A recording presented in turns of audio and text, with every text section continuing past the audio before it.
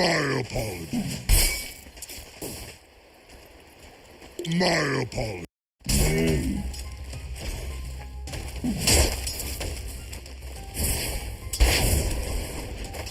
My apologies.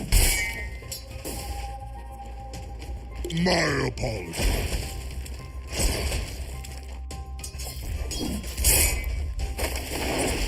Look out for falling Radiant's rocks! bottom tower is under attack.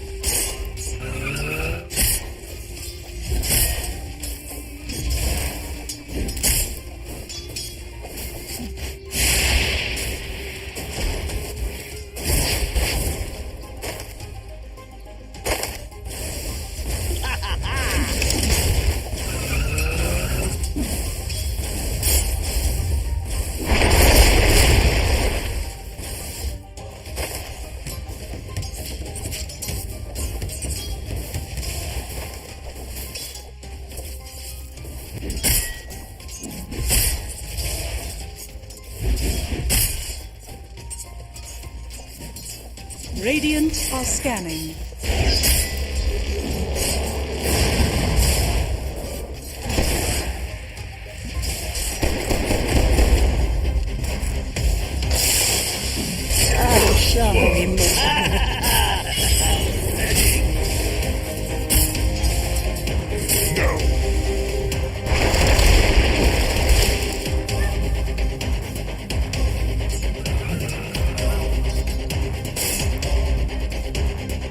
Radiant's courier has been killed. Our shield falls.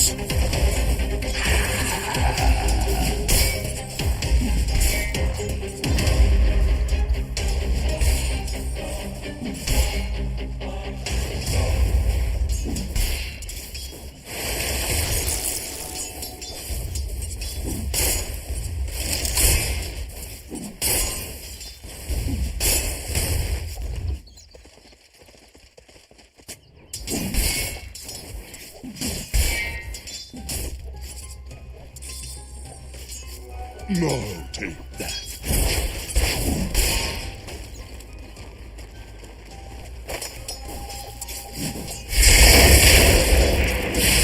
Dominator!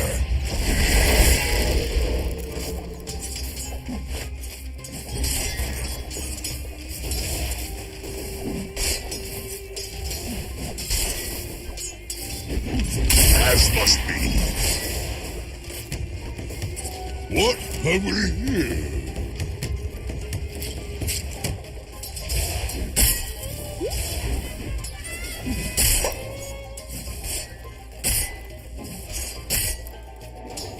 My apologies.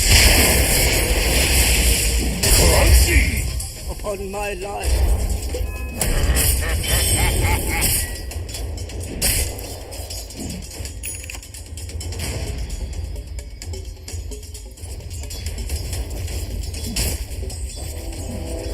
Your admiral is on board.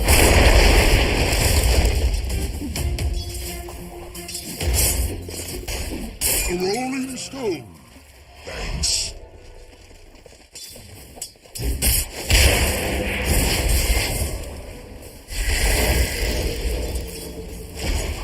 Radiant's bottom tower is under attack.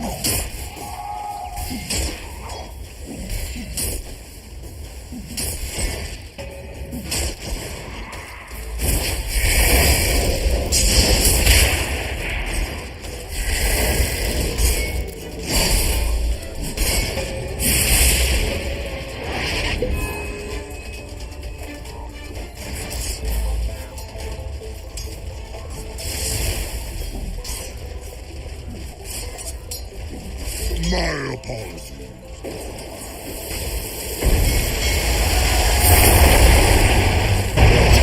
Welcome back.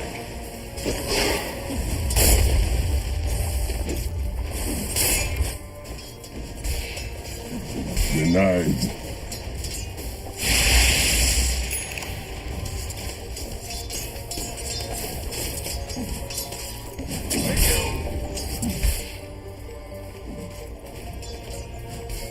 Radiant structures are fortified.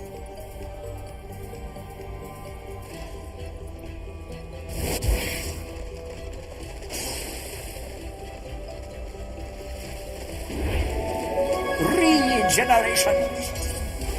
Radiant's middle tower is under attack.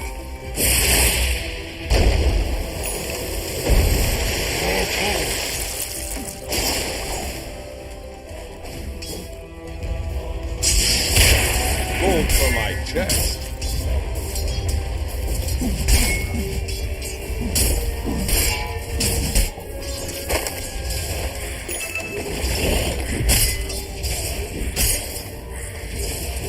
We are great.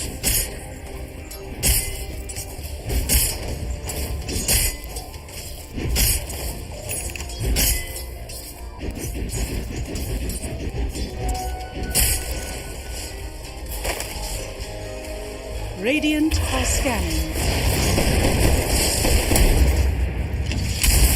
Radiant's middle tower is under attack.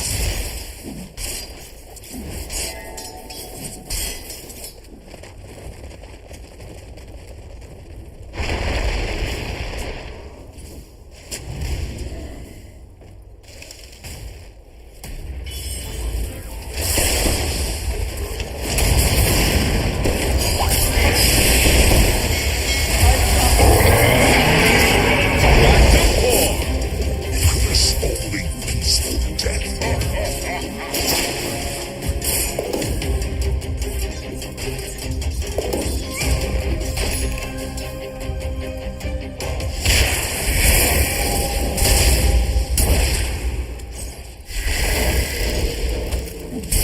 Radiant's bottom tower is under attack. War, I am without end.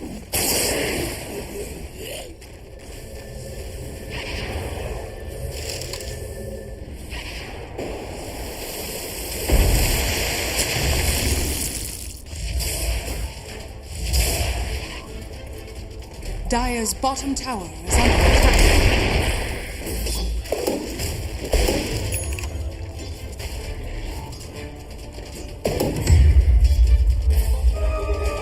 Clear sailing now.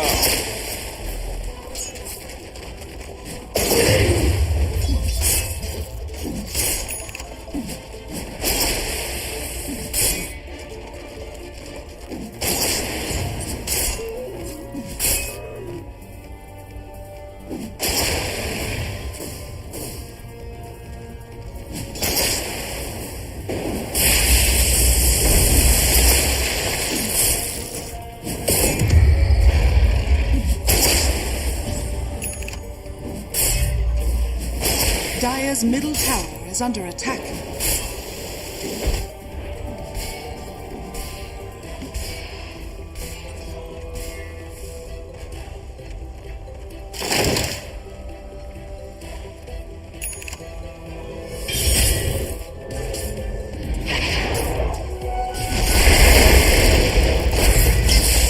I'm entitled to a rematch. My thanks will come later, and you expect it.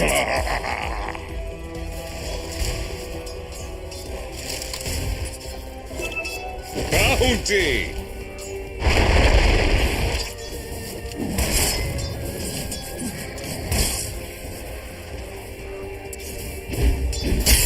Dire's bottom tower is under attack.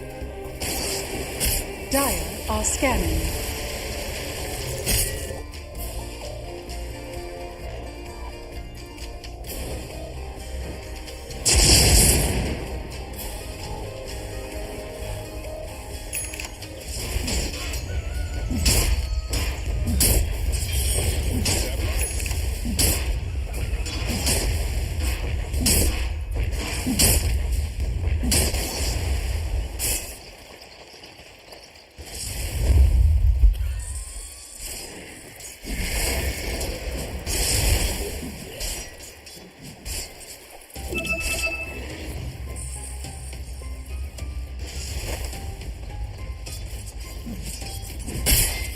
Dire's top tower is under attack.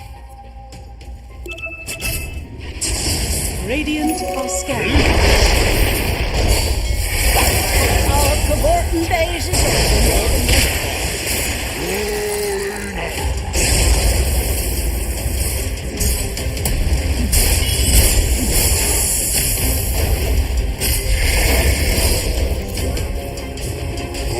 The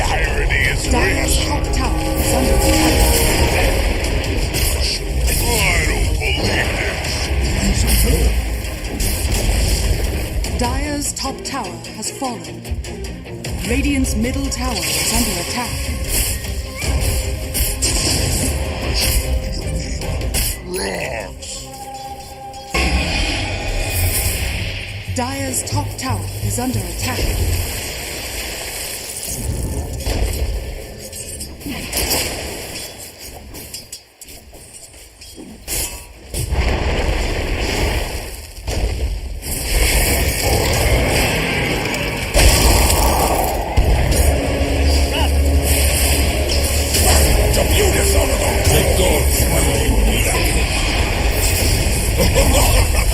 Dire's middle tower is under attack.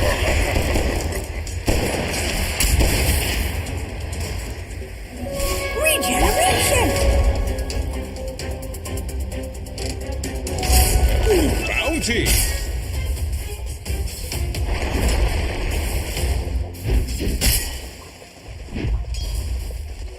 No, take that. You're welcome. Radiant's bottom tower is under attack. Fortune's change. Rock on.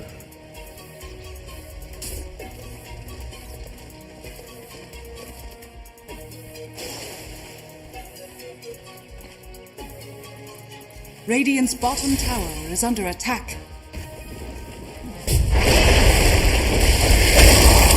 Dire's middle tower is under attack. Sediment. Dire's structures are fortified. Radiant structures are fortified.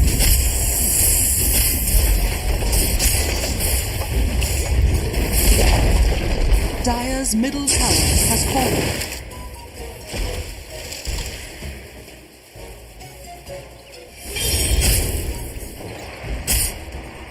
A rolling stone.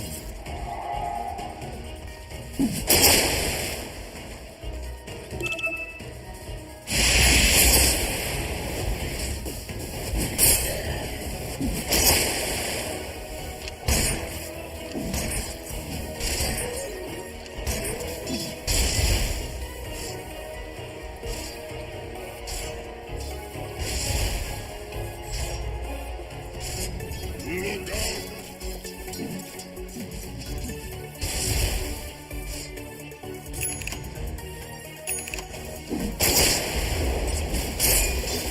Radiant's bottom tower is under attack.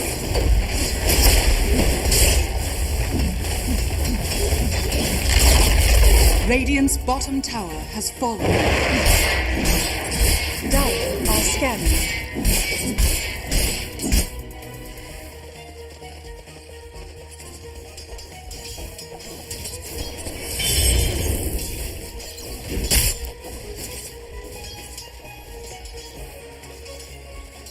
Dire's top tower is under attack.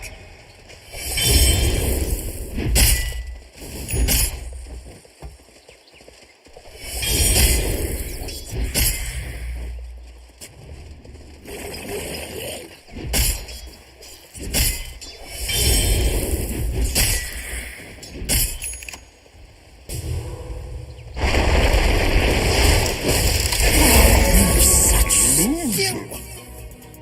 My apologies.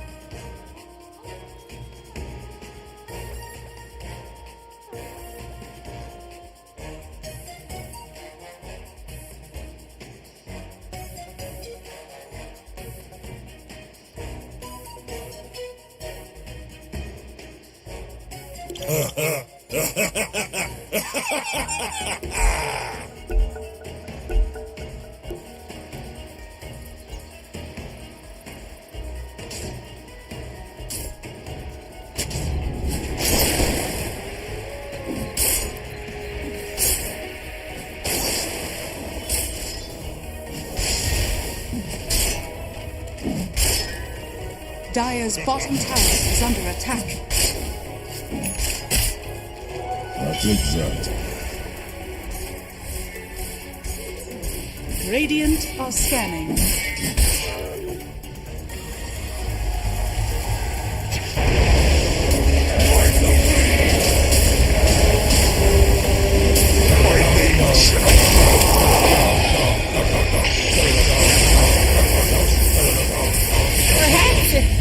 a bit rash. My apologies.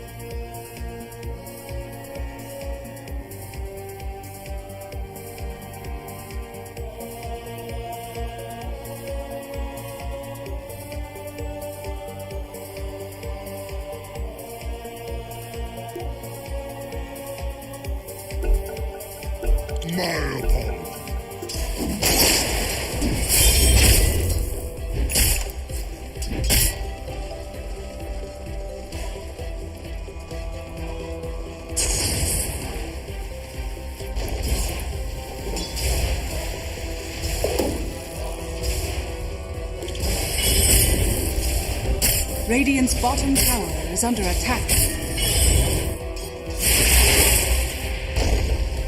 Dire's top tower is under attack. Radiant's bottom tower is under attack.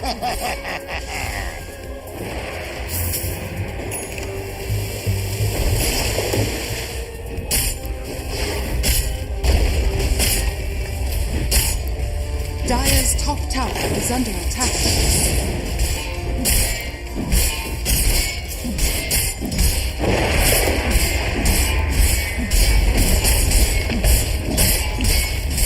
Radiant's bottom tower is under attack.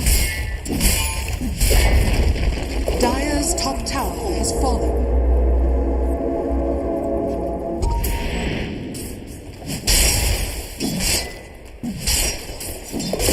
Radiant structures are fortified.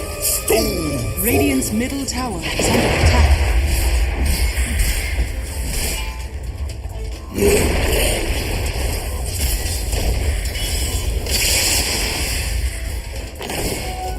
Of them all.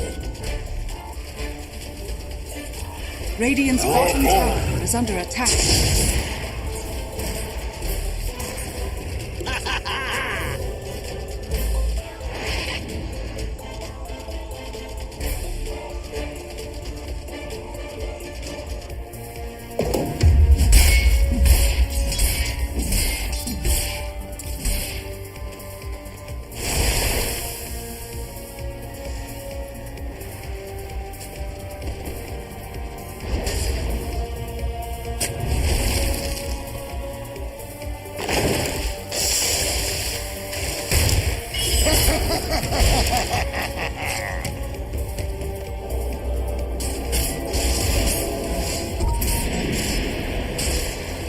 Dire's bottom tower is under attack.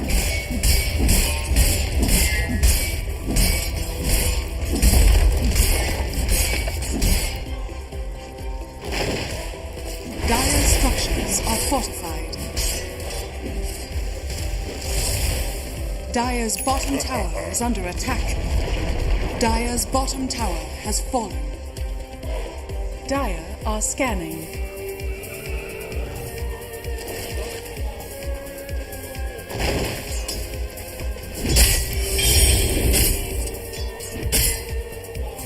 Radiant are scanning. Bounty! Dire's middle tower is under attack.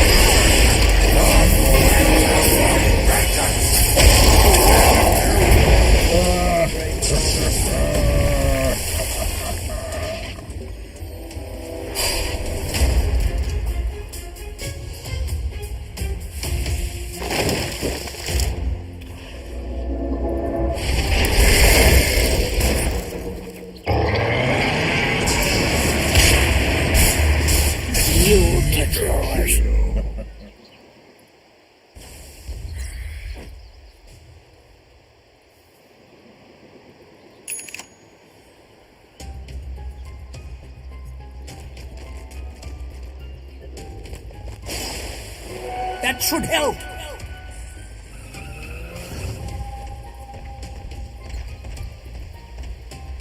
Look out for fallen rocks!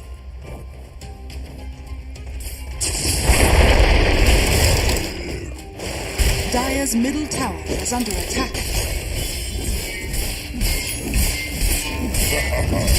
Step lively now. Your admiral is on board.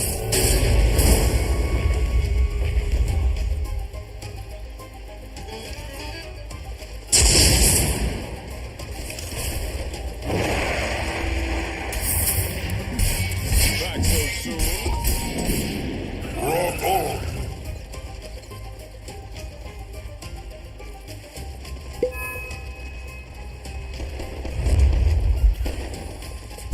Dire's middle tower is under attack. Dire's structures are fortified.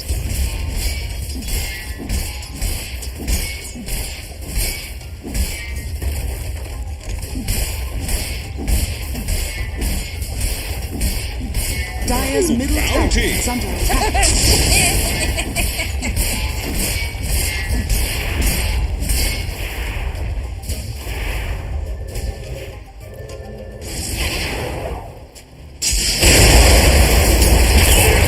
Dire's middle tower has fallen.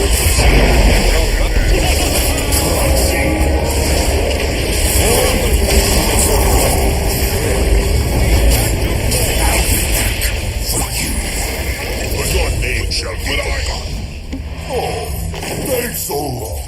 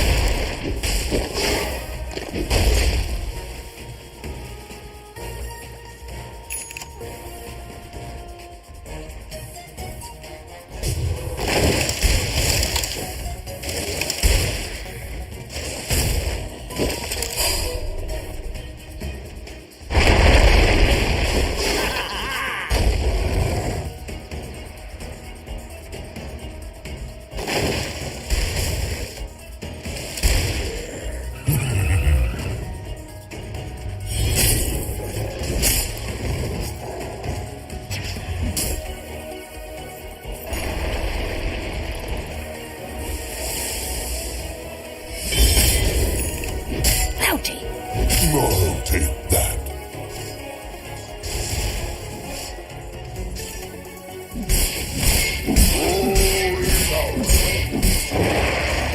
Haste!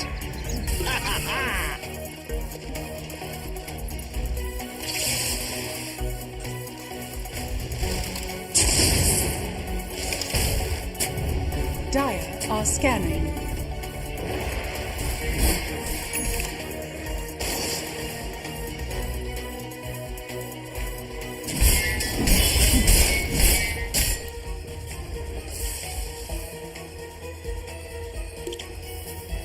Rock on!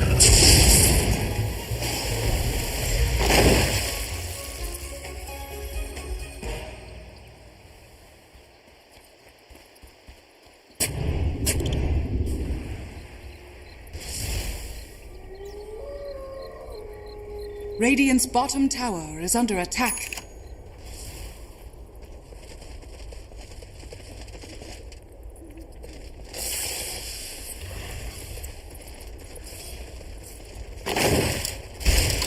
Radiant are scanning.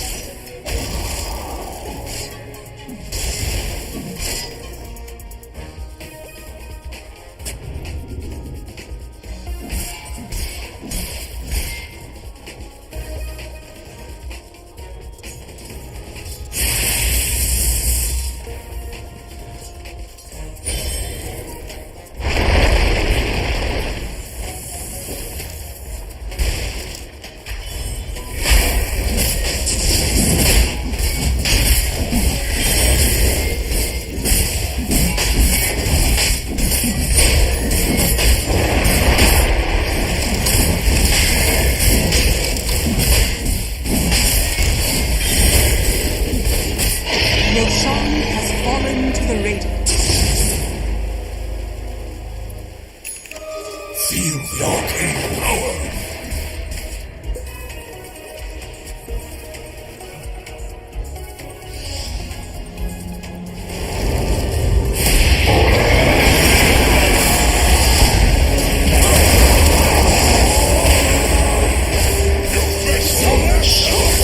Death has no grip on me.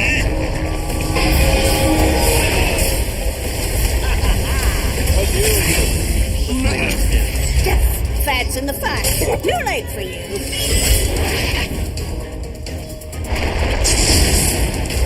What have we here?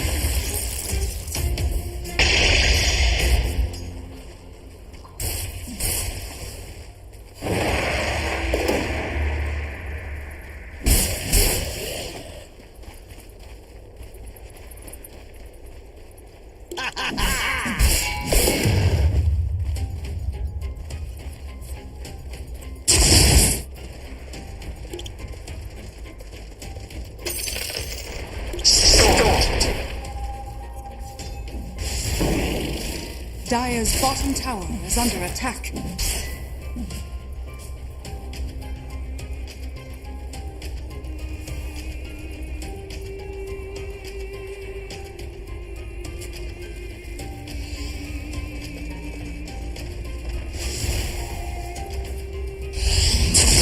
Look out for fallen rock.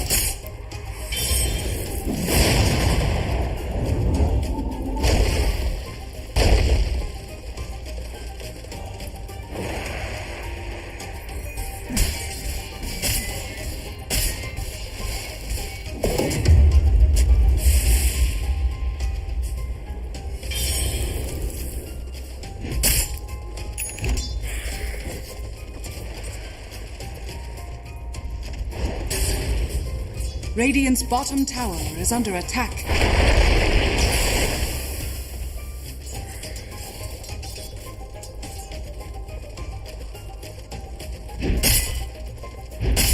Radiant's top tower is under attack.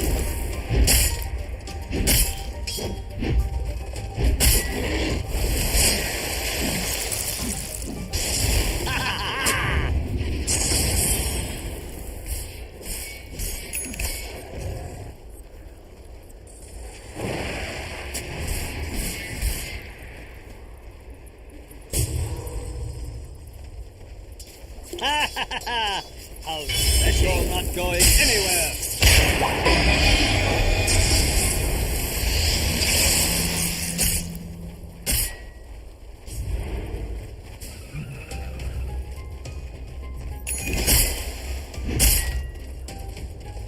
Radiant are scanning.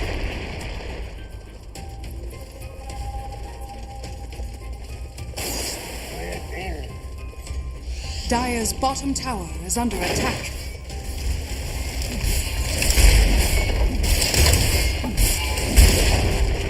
Dire's bottom tower has fallen.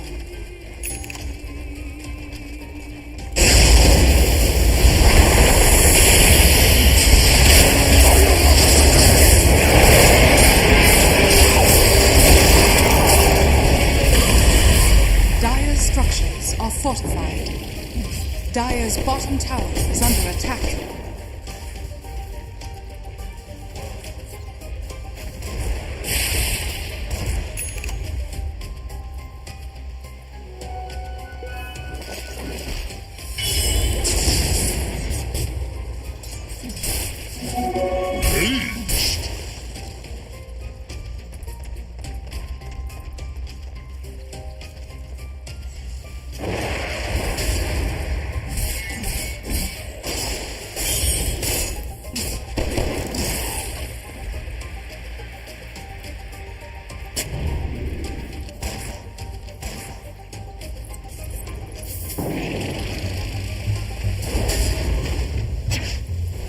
Fortune's change.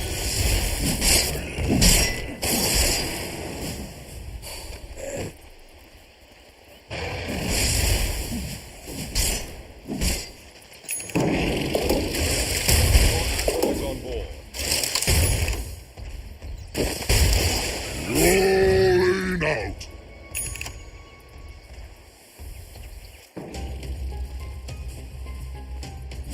Dire's top tower is under attack.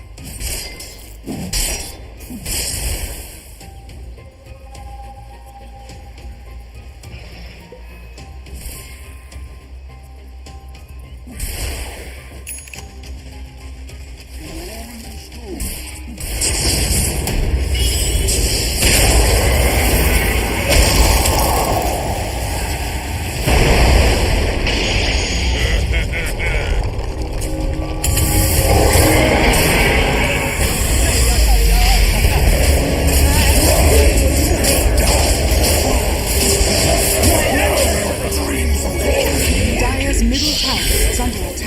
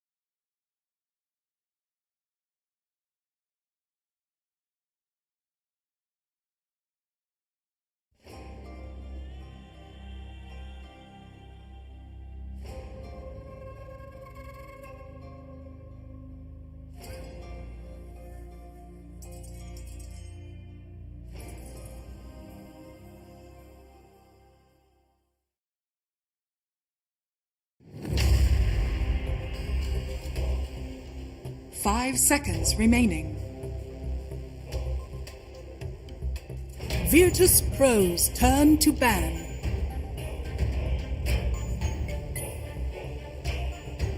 Dire team ban. Virtus.pro's turn to ban.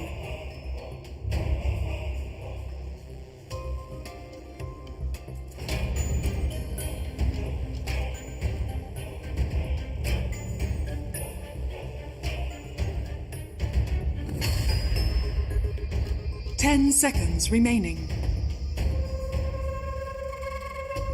5 seconds remaining. Dire team ban. Virtus.pro's turn to pick. Dire team pick.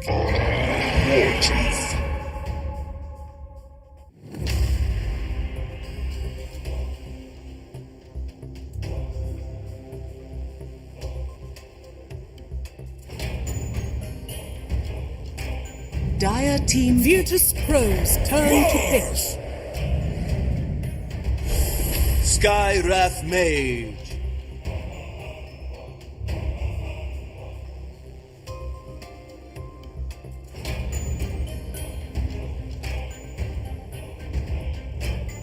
Ten seconds remaining.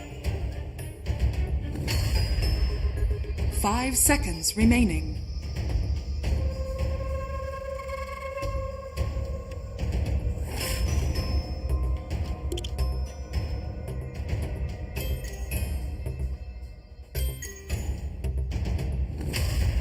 Virtus.pro's turn to ban. Oracle.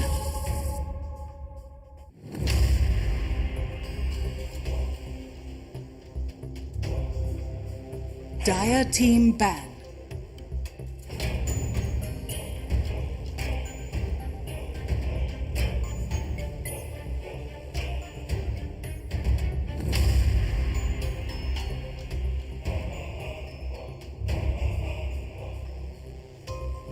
Ten seconds remaining.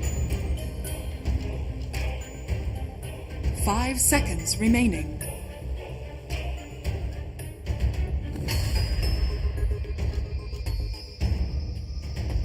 Virtus.pro's turn to ban.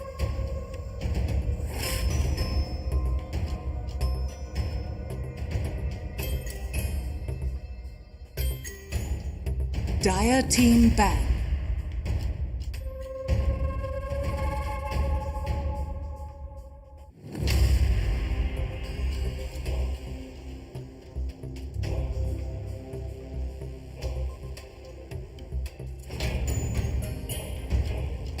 Ten seconds remaining. 5 seconds remaining.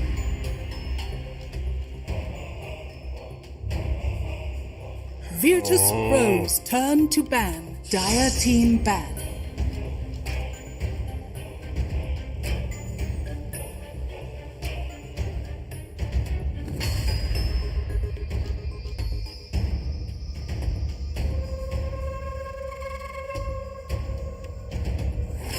Dire team Virtus.pro's turn to pick.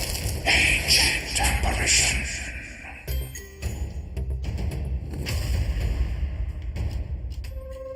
Dire team pick. Wind Ranger at your service.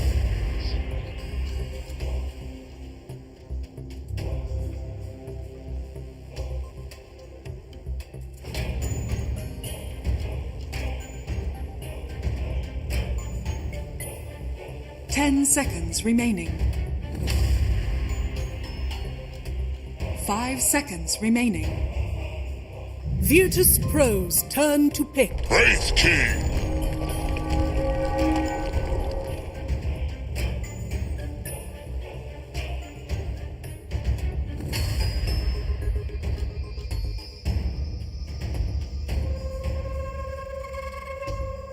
Ten seconds remaining. Virtus.pro's turn to ban. Anti-mage.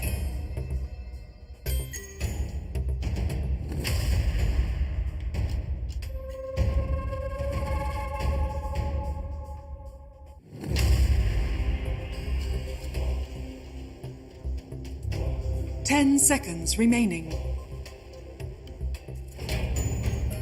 5 seconds remaining.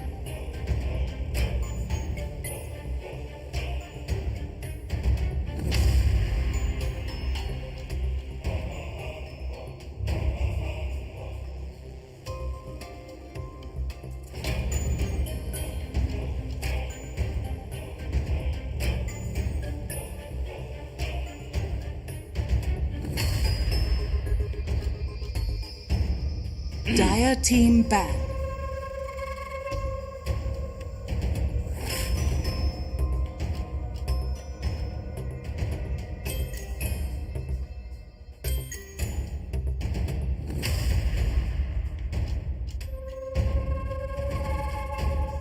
Ten seconds remaining. 5 seconds remaining. Virtus.pro's turn to ban.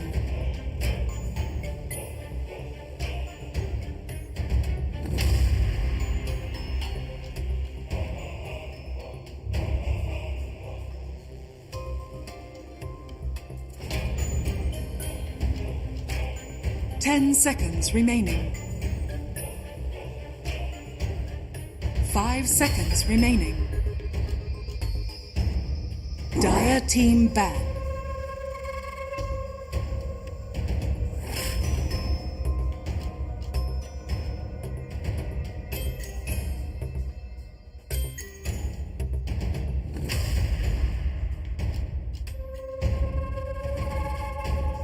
Ten seconds remaining.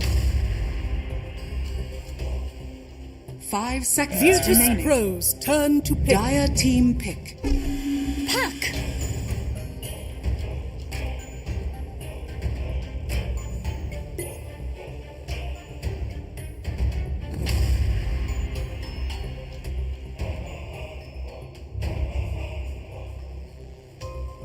10 seconds remaining. 5 seconds remaining.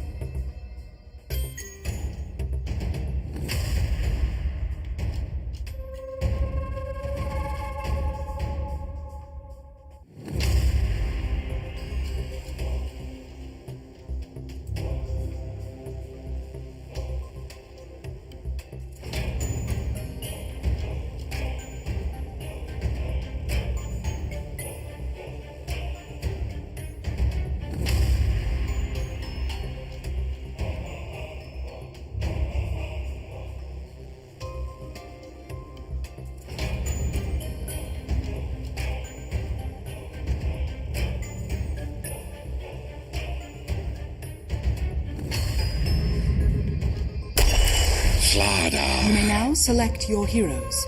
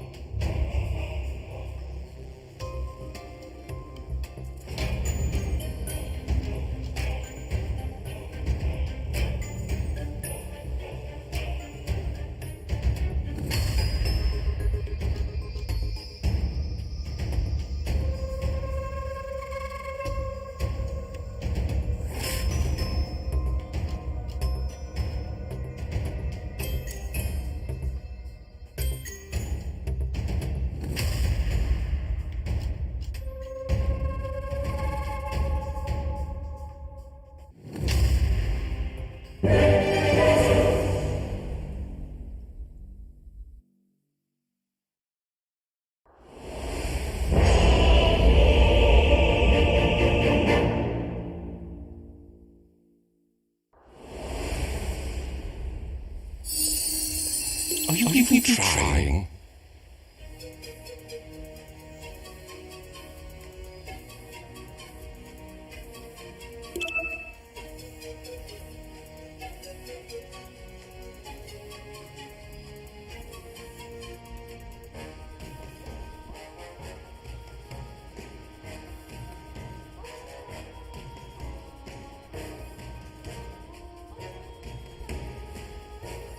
Que tengan dos líneas de internet distintas dentro de la casa, ¿no? O sea, y jueguen con dos.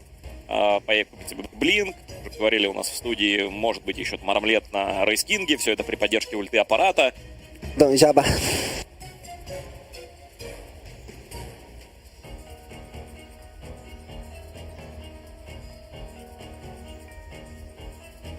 Interesting.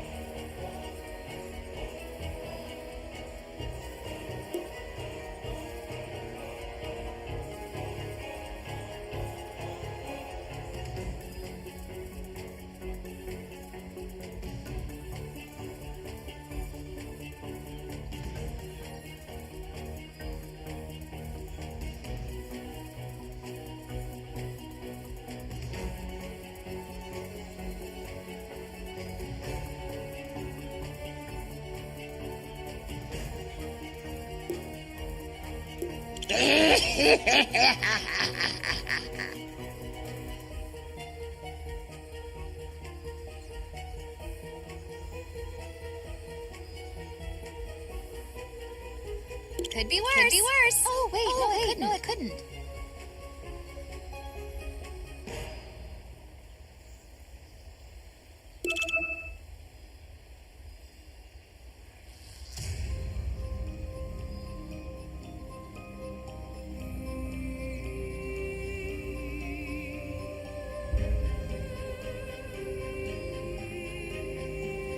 I shall not report you.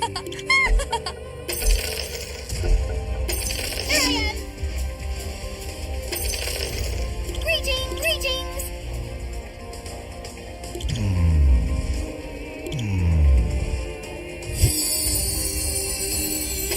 Are you even trying? Are you even trying?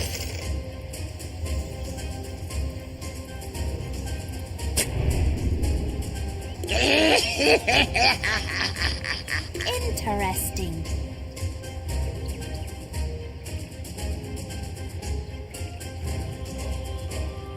Tell me this did not just happen. Tell me this did not just happen.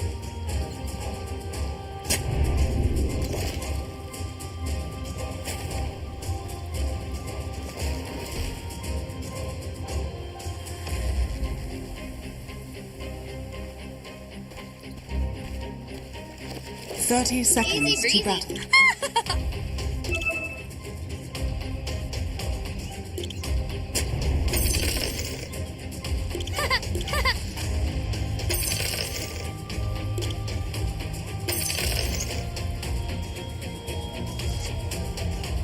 You might wish to retract your last move.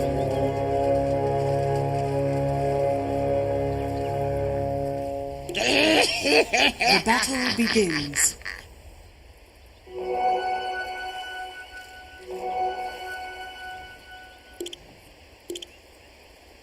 Easy breezy. Could be worse. Could be worse. No, it couldn't. Oh, wait, no, it couldn't. Are you even trying?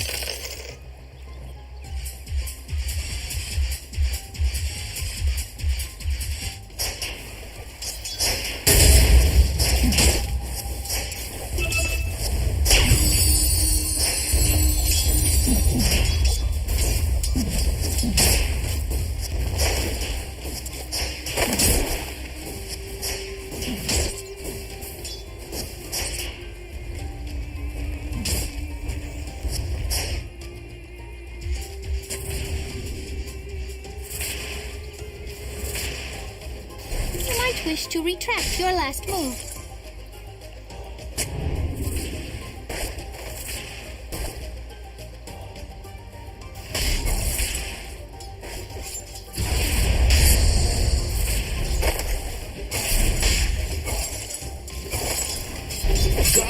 yourself like sunken treasure, or lose your life to the treasure's guardian.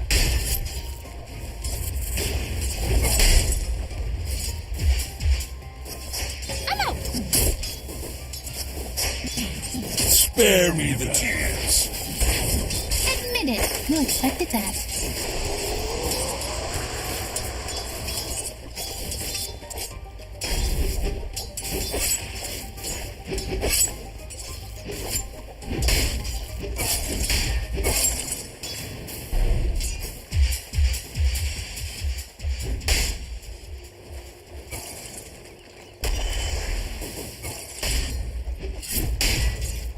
Denied.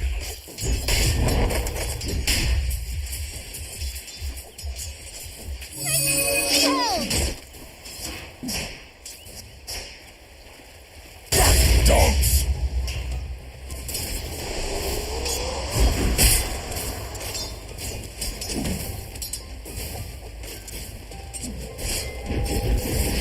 It is denied.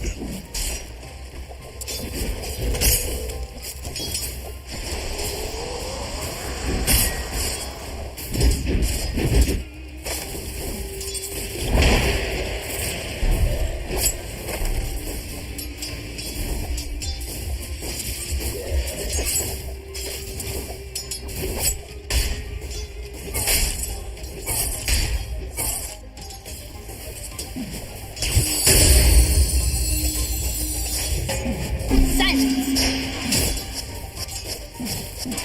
Just hastening the inevitable.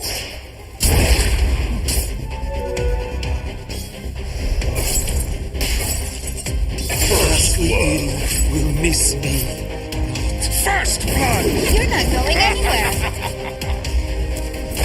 Tis mine.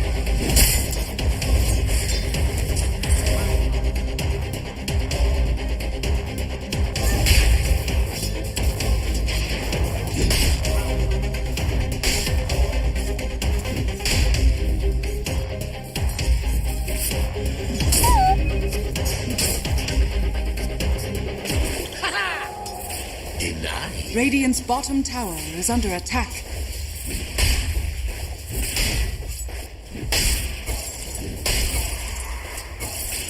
A prize.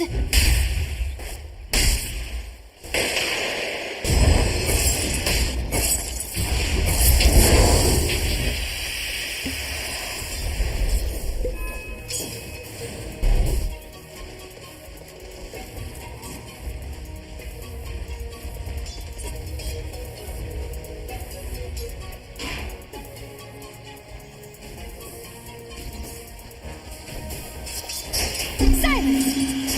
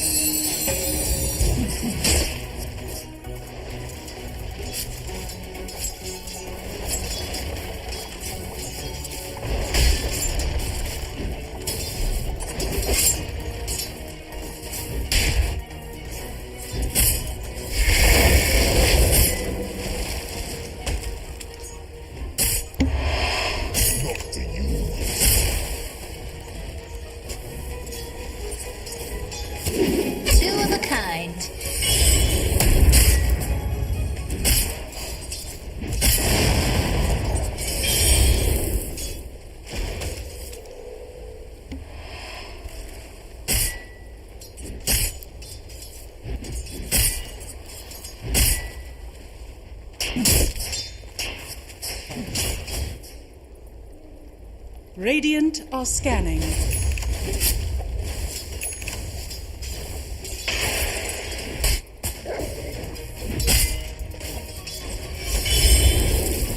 Dire's top tower is under attack.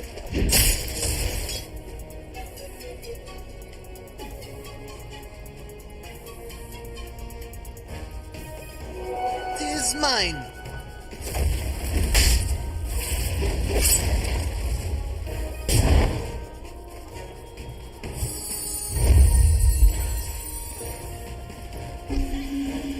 Oh, glorious day!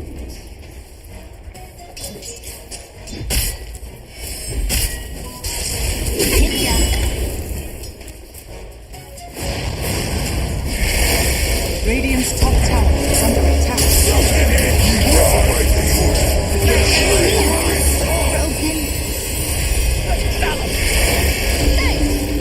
Sort of king am I?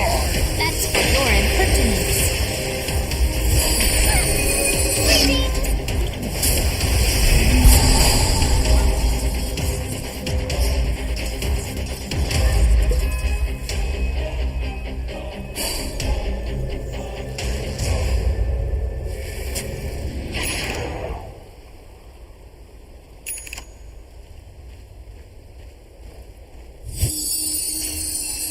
Behold!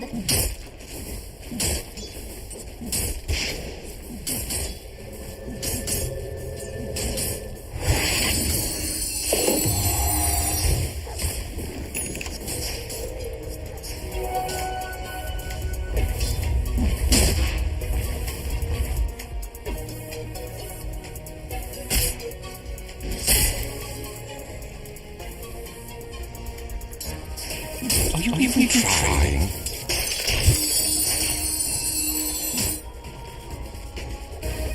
Look there!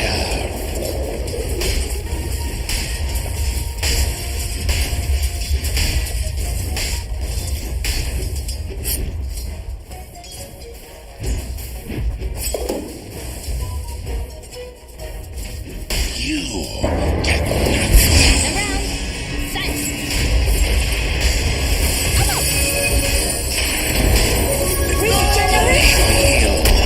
I welcome thee. I must have them all.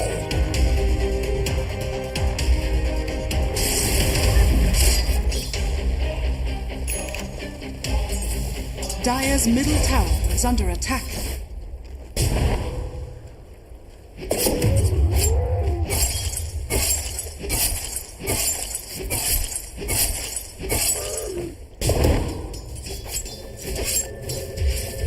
Bounty.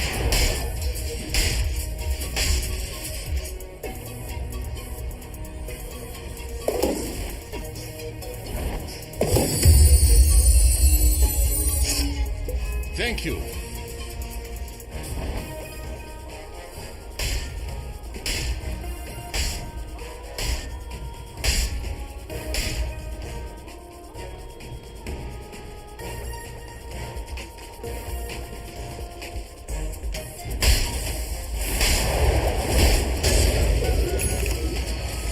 Radiant's bottom tower is under attack. Radiant structures are fortified. Need as 3 Dire's middle tower is under attack.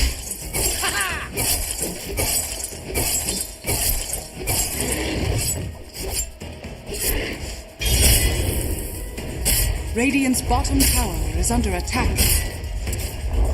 Radiant's bottom tower has fallen.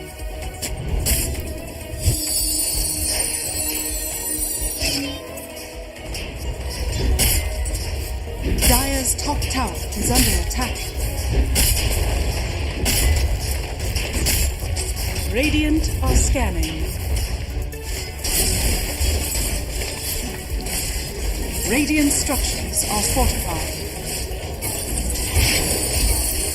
Dire's top tower is under attack.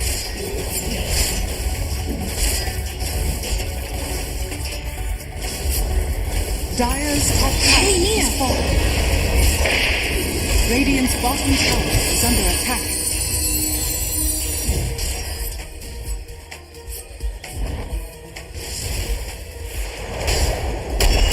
Radiant's bottom tower is under attack.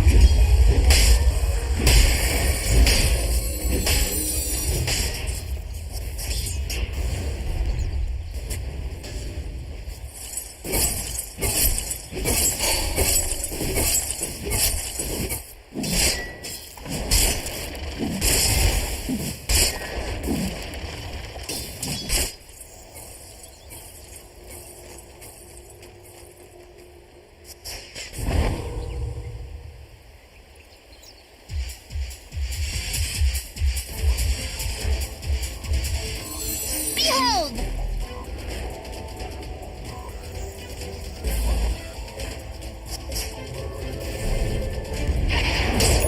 'Tis mine. Invisibility.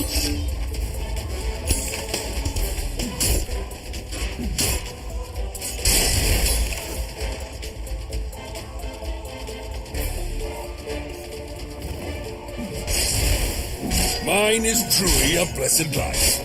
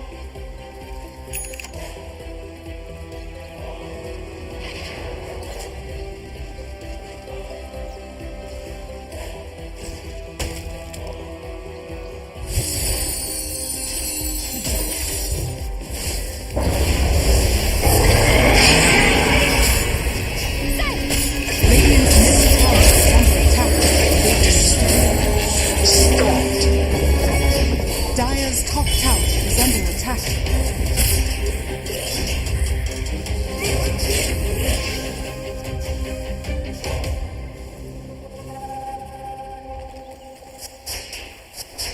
Dire's top tower is under attack.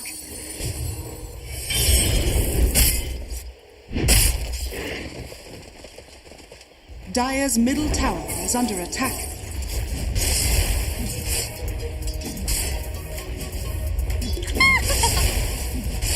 Could be worse. Oh, wait, no, it couldn't. Magic is an abomination. Magic is an abomination.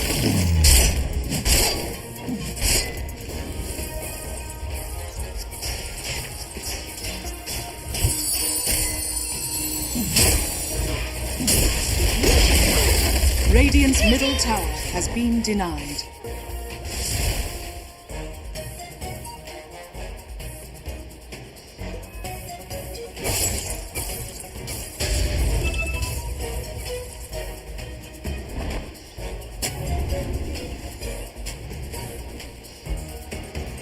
Radiant are scanning.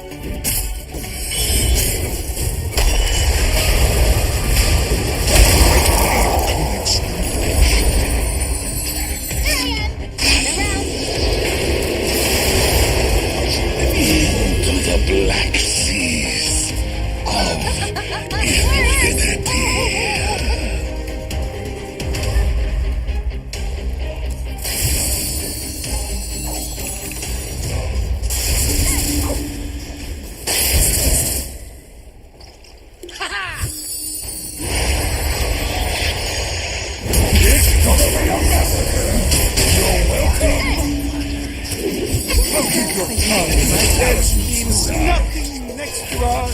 You denied yourself a chance at a meaningful life, Skylab. 2 seconds. Oh.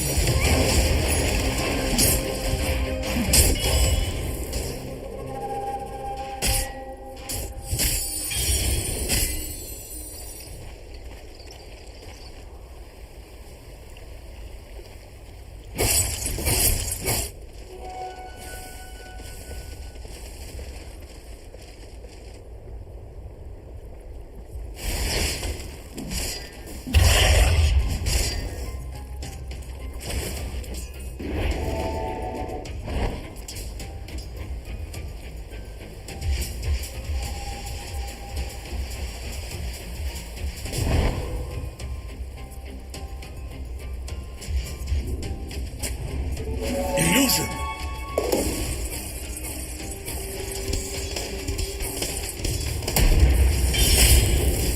Dire are scanning.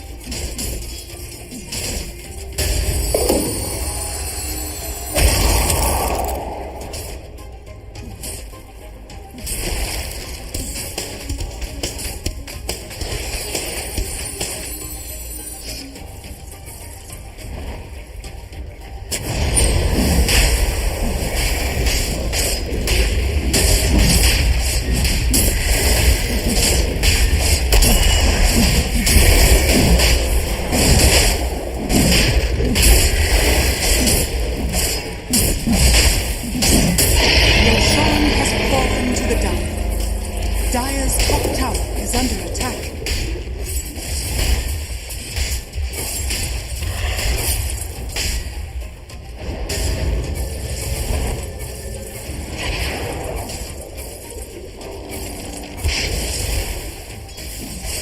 Radiant are scanning.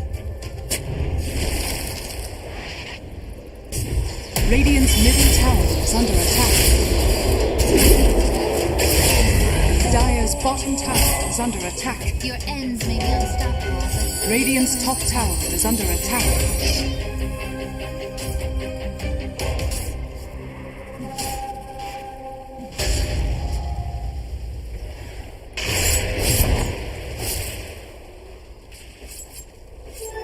I didn't think it was possible.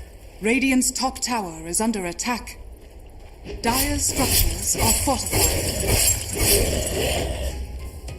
'Tis mine. Dire's middle tower is under Radiant's attack. Top tower has fallen.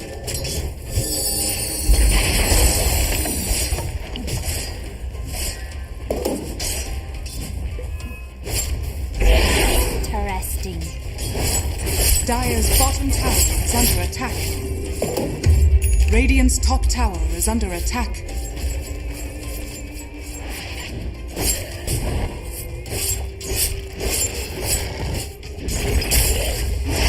Radiant's top tower is under attack. Dire's bottom tower is under attack. Radiant structures are fortified.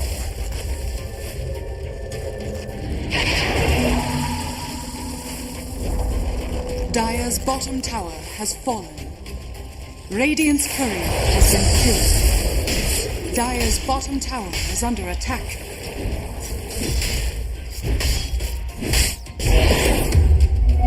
Radiant's top tower is under attack. Dire's middle tower is under attack. Dire's middle tower has fallen. Radiant's top tower is under attack. Radiant's top tower has fallen.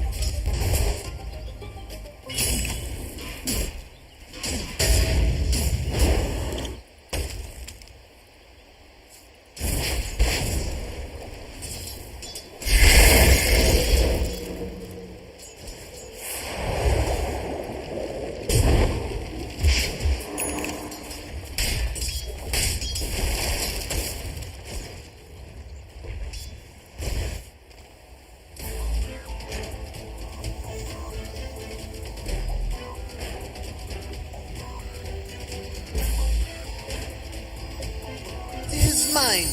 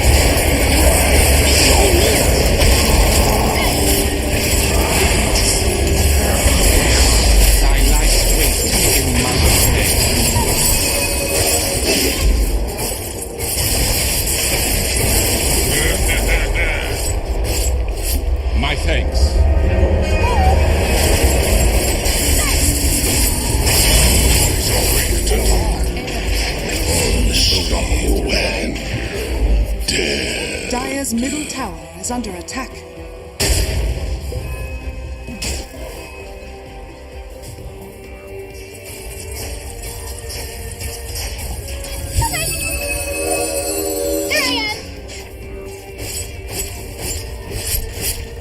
Dire's top tower is under attack.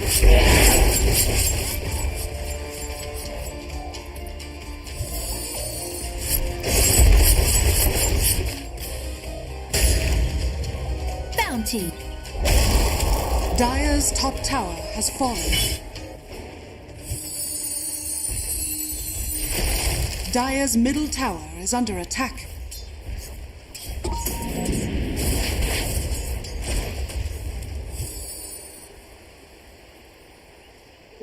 Illusion.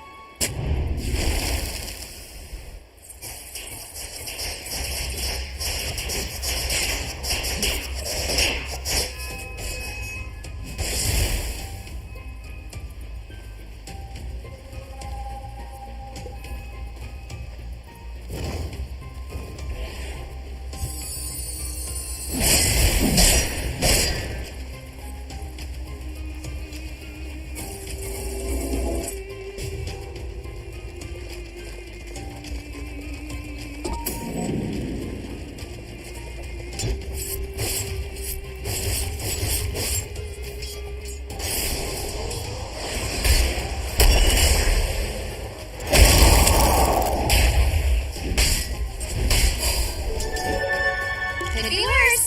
Oh, wait, no, it couldn't.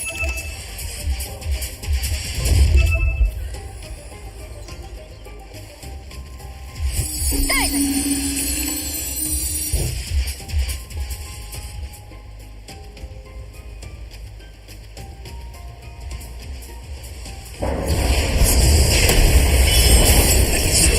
Dire's middle tower is under attack. Surprise! May you ride on nether zephyrs.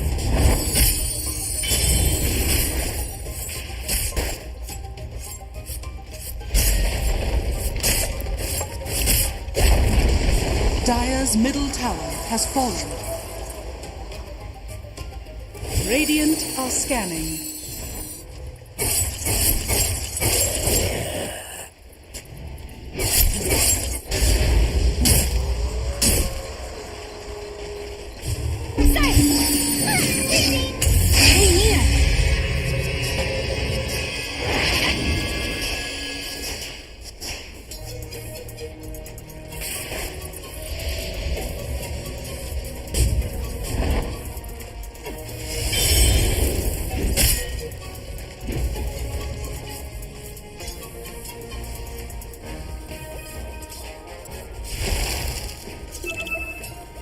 Tis mine.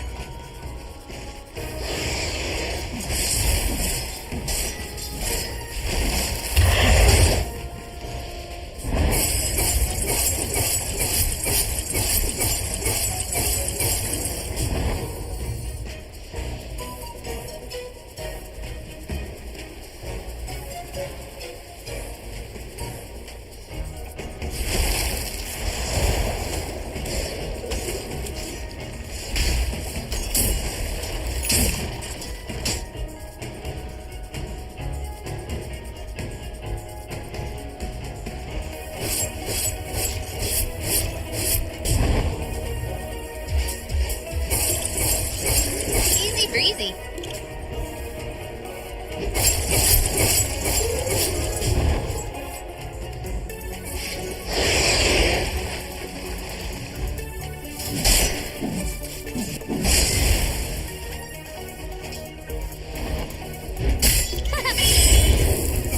Dire's top tower is under attack.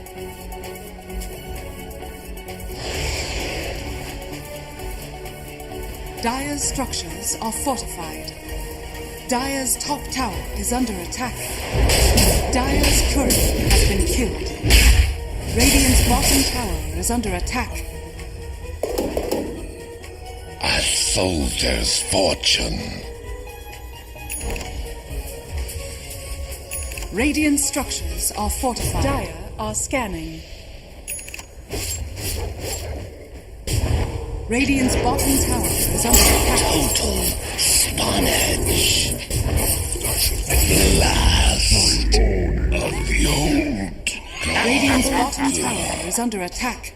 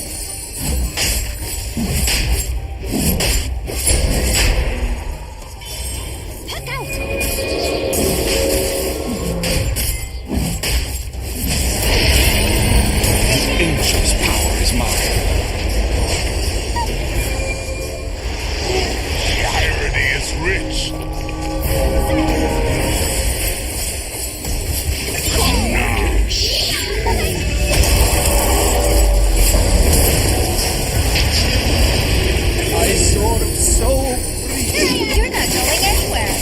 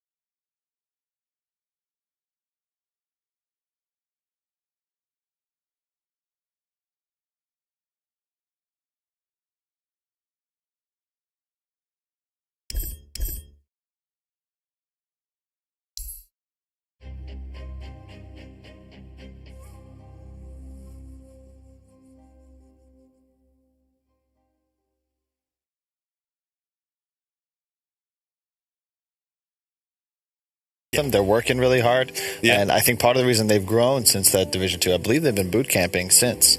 So they just kind of hung out, watched the major, absorbed a lot of that information, keep scrimming, and I think that they're a legitimate challenger for one of the major slots from this region. I'd love to see them make it to the major. Yeah, me too. It'd be exciting to see like a new team from the region kind of step up and get there. Based on what we've seen so far, I think it's going to be Spirit, VP, and Winstrike.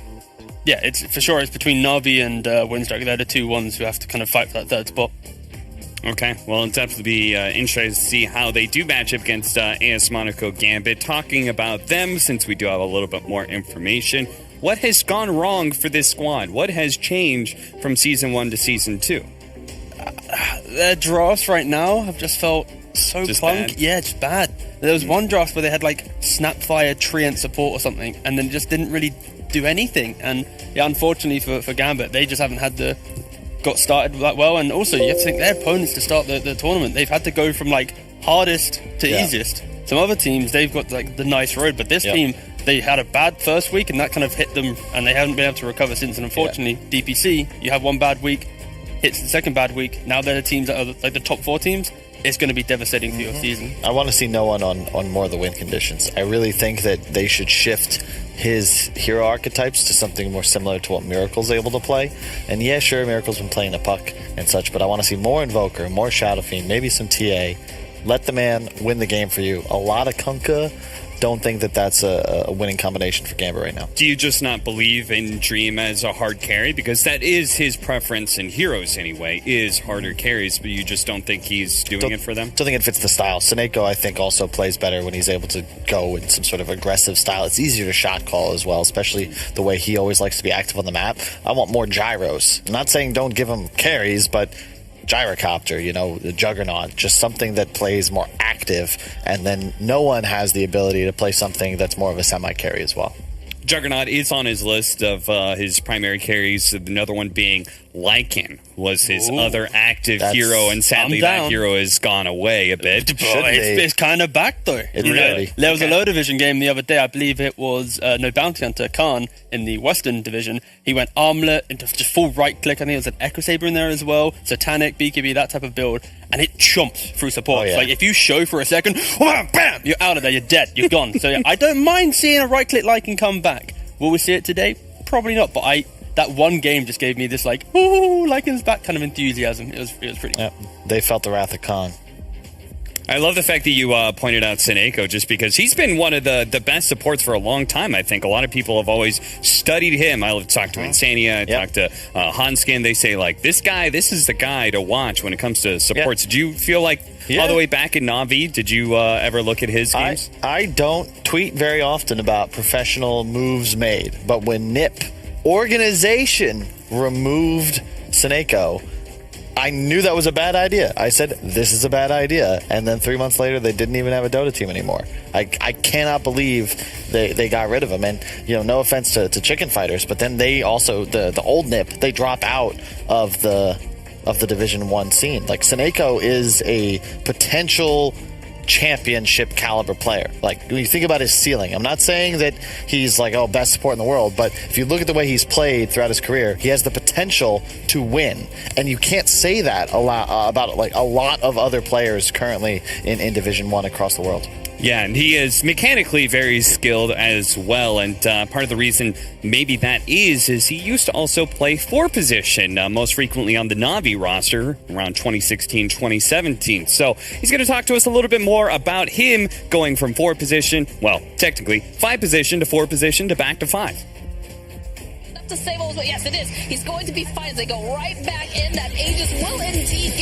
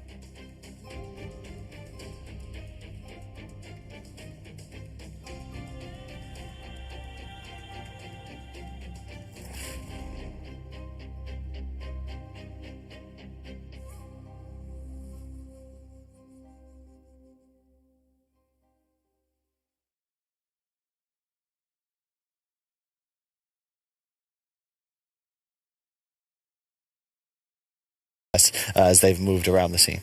Now, do you think that they actually have the kind of success like Cheshire Cat? There are many players who have played for a very, very long time. Hell, we've gone through so many interviews of players who said, I started off any of those years, but they haven't been able to reach the pinnacle of success. Very few players have. The only player that immediately comes to my mind is like Seb.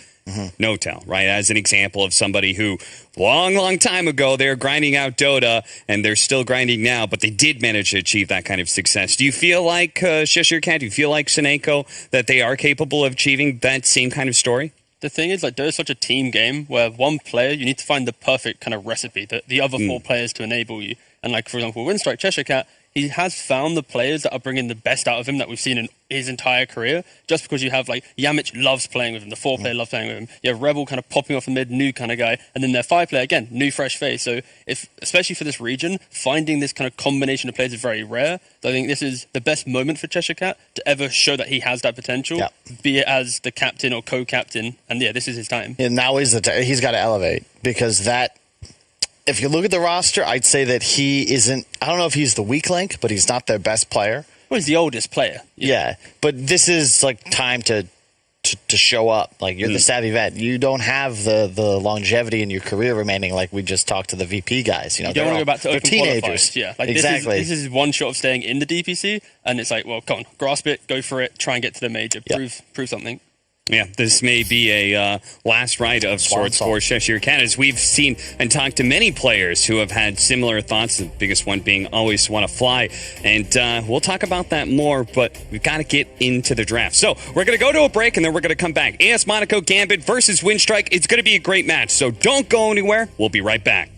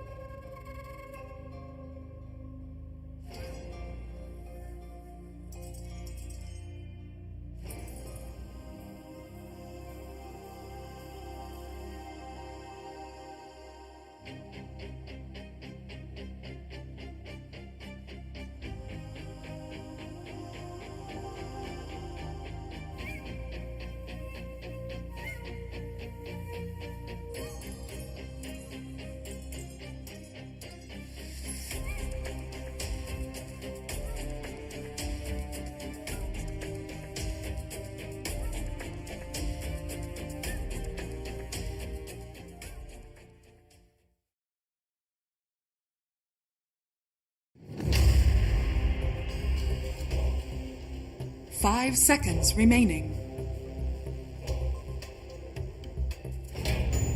Dire team ban.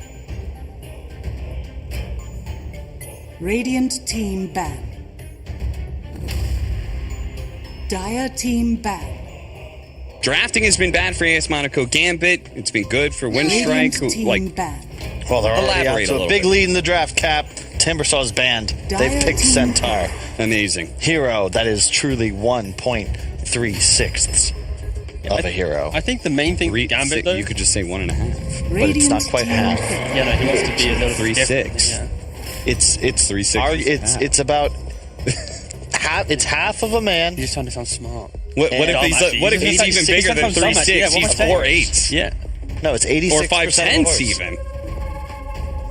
86% of a horse, half a man. Remaining. Okay. Fraction of the conversation we're going to have during this draft panel. 5 seconds remaining. Alright, yeah, cool. More importantly, lads, please, and AS Monaco Gambit, what do you think's gone wrong so far? Well, first of all, Seneco. What? What's so One funny? pick. Wow. What's gone wrong so far? Well, I mean, like before. Okay. Oh, that's true, Carl. It's true. You are taking exactly what I said and throwing it back at me. But Kyle, wasn't that you that I laughed super hard about? No, it was Nahaz. He was talking about the problems with the draft. And it's like one ban. And there was no heroes picked from that team yet. Oh man, that was a great time. Well, the point I was trying to make was, in the 7 games they played, Seneca's played 7 different heroes. And then if you look at Dream, for example, he played 3 IO games to start with. They lost that series to VP, and then they bounced around 4 different carry heroes. Yeah. And I'm just looking at simply that just safe lane alone, there isn't any consistency. Like, what are they grounding out their safe lane with? It's just every game's like something new. They're still going for this Wisp. Alright. Man. 10 seconds remaining. Look at my man, making sure the webcam's on tight. That's a professional 5 right there. seconds Unlike some others who just, it's pointed at their forearm. I mean, the best one where it's just like off the monitor. It's like, Oh, there we go.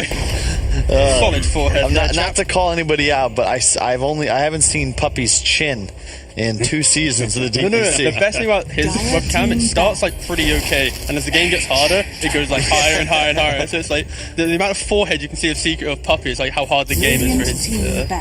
Yeah, Do you think he does it so you can't see his mouth, so nobody could like potentially read probably. it? Yeah, probably. There's, or realistically, he just doesn't care, and he just like webcam on. You can see my eyes. They're pretty. That's all about it. Fair. AS Monaco Gambit, when they've run the IO before, it has normally remaining. been the carry for Dream, and Seneca has played that ET5 before. It's 5 going to be a seconds pretty okay lane. remaining. The instant response from Winstrike, of course, with the AA, therefore mitigating the true presence of IO. But with the pacing that an IO carry can bring, you can play around the AA quite nicely. You just have to pick and choose your fights a little bit better. But it still, of course, is a counter to the IO. Yeah, I'm a big fan. I'm just a big fan of AA. I think you already now answer the Wisp in a lot of ways, and surprisingly, it's also quite nice against the ET as well, just because the hero is pretty squishy, especially as a support. Magic Burst just handles the hero. But more importantly, you have Centaur and you have countered the enemy carry hard. Radiant team that back. no other hero in Dota can do like you. Have they ever swerved it? 3 Elder Titan, 4 Elder Titan, 5 IO, or anything like that? They've swerved. The IO has always been the carry for them. And in regards to offlane, it's been, so far in this DPC, it's been Sanking, Axe, and Legion Commander are the only 3 he's played. Oh, that's right. They like Legion Commander. Another reason we do not like their drafts. They just don't have a handle. You can even hear in the VP interview, DM's like, yeah, we didn't have a strat, we just picked good heroes. And I think that they have a better read as to what are good heroes. Like, Wisp is not really being first two'd very often. When it is, even when it wins, you're not thinking to yourself, man, that Wisp hero's real broken. The nerfs hit it really hard after the major. Well, I think that the key thing here in this matchup alone is you have IO doesn't have the movement cap anymore. He can't go above it. Therefore, Centaur with the Stampede, the whole idea of IO carrying why so strong was he could always disengage most fights if he wanted to, but he can chase down. Now you have this Stampede. Every single hero can always escape from the IO now. He can always be able to at least mirror the move speed of the IO. And that alone might be big enough to counter it. But I just like the idea of Centaur, in lane, Vanguard. IO can't ever really pressure him. You can't really defend your tower when you start skipping the wave, so there is going to be you're going to have to look at how the new age IO is going to play into this game, because I'm already struggling to see it having a good time in laning phase specifically. But that pacing it still brings to the minute 15, minute 20 mark, when you do get the Ags, you have that Dom if you go for that build. It is still pretty disruptive. It's just it doesn't have that good scaling like it did before. It's a smaller window to really play into. But it does kind of go towards what Carl said in the pre-show, which was you want to see no one in a more of a win condition. IO is the perfect carry to buff up a greedier hero. If you can survive laning phase and you get to that window and you have this double core threat of an IO core plus a mid lane core that enjoys playing with an IO, that can be disruptive. Just a little bit greedier to get into the game. What mid heroes would you like to see for No One that do work well with an IO? In Morphling's like number one for No One. Yeah. No One, I'd say, sorry. You could even go for like the Troll and just more classic carries, but I think Morphling is number one. For which team? I guess Gambit, but then you're going to say the AA will counter both of them. Yeah. You crazy? Mate, too many AA targets. You can't pick. No, you cannot. All right, there is a concept. You can't pick two cores that both feed to AA. Yeah, but there's one blast. There is a concept in Dota where you can pick heroes that are countered by one because there's too many. It's like Bloodseeker and Rupture, right? So many heroes to Rupture. You've only got one Rupture, Kyle. You can also buy an Ags and have two. So terrible example. Well, no, who wants to buy Ags on Bloodseeker? It's a fine example. If you have the Rupture to win the game.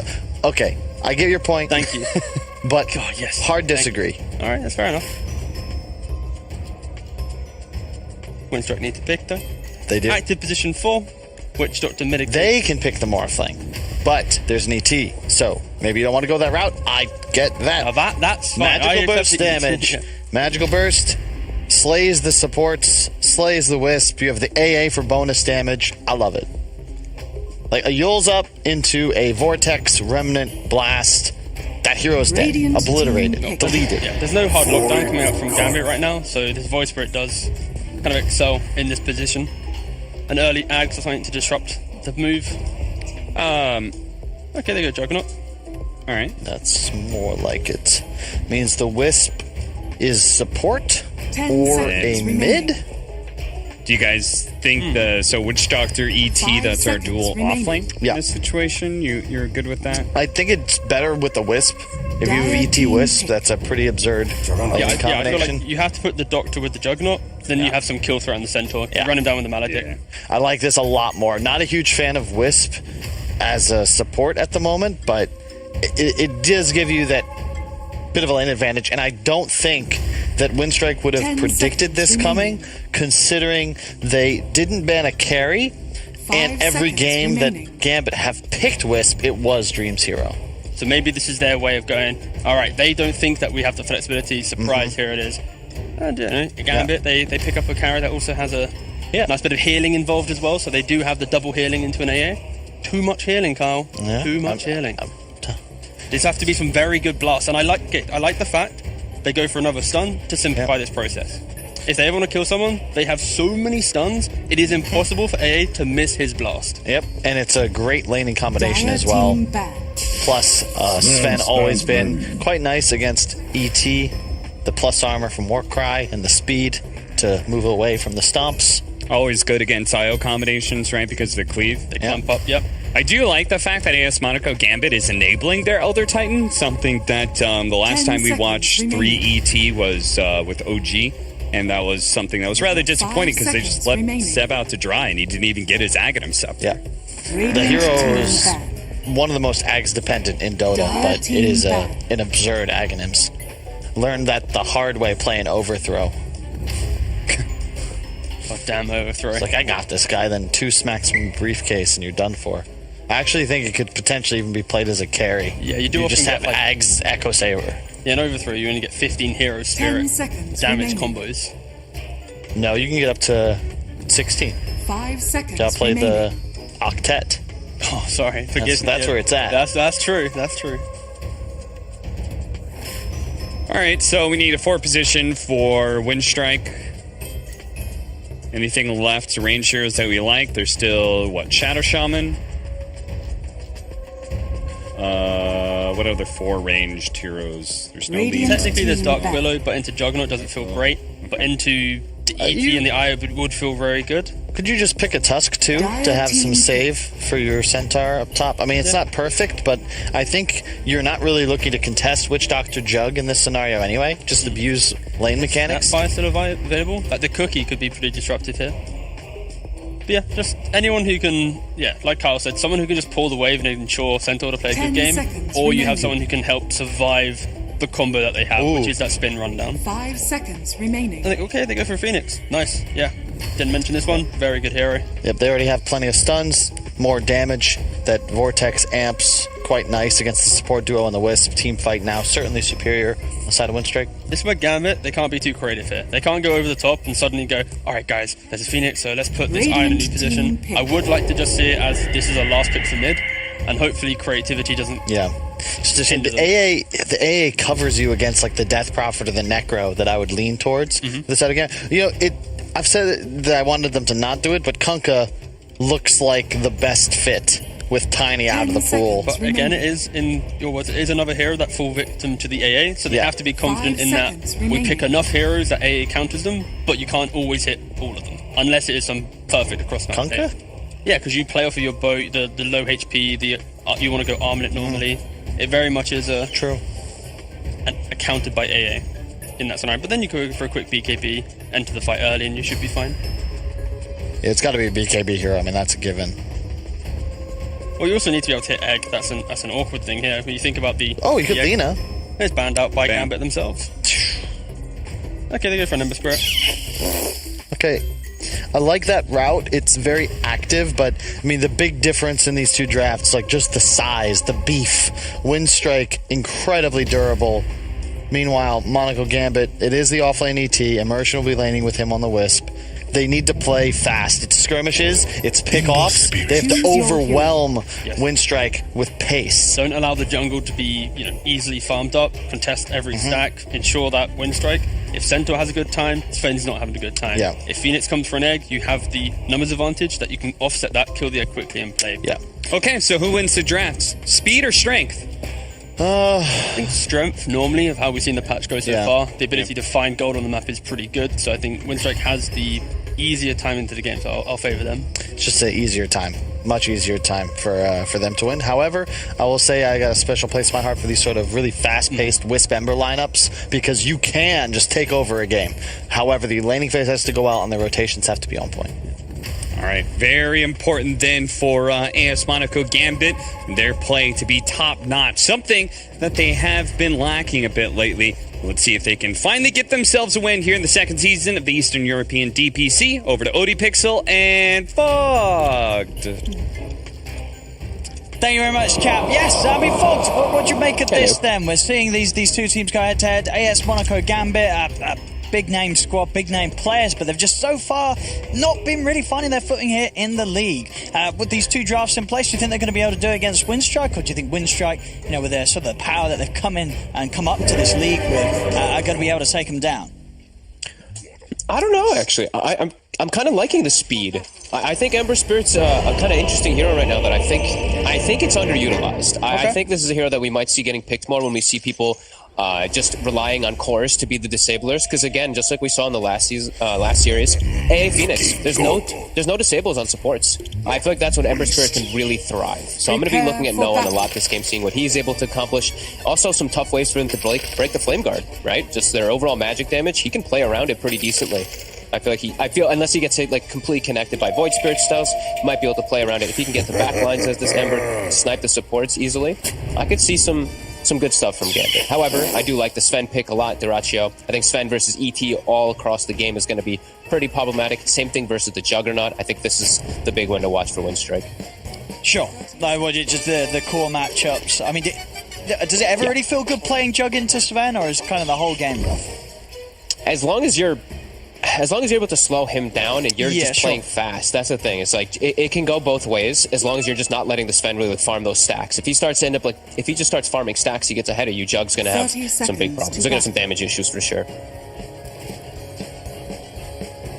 So getting early catch here around the runes, but it doesn't look like AS Monaco Gambit will head down to the bottom ones to contest.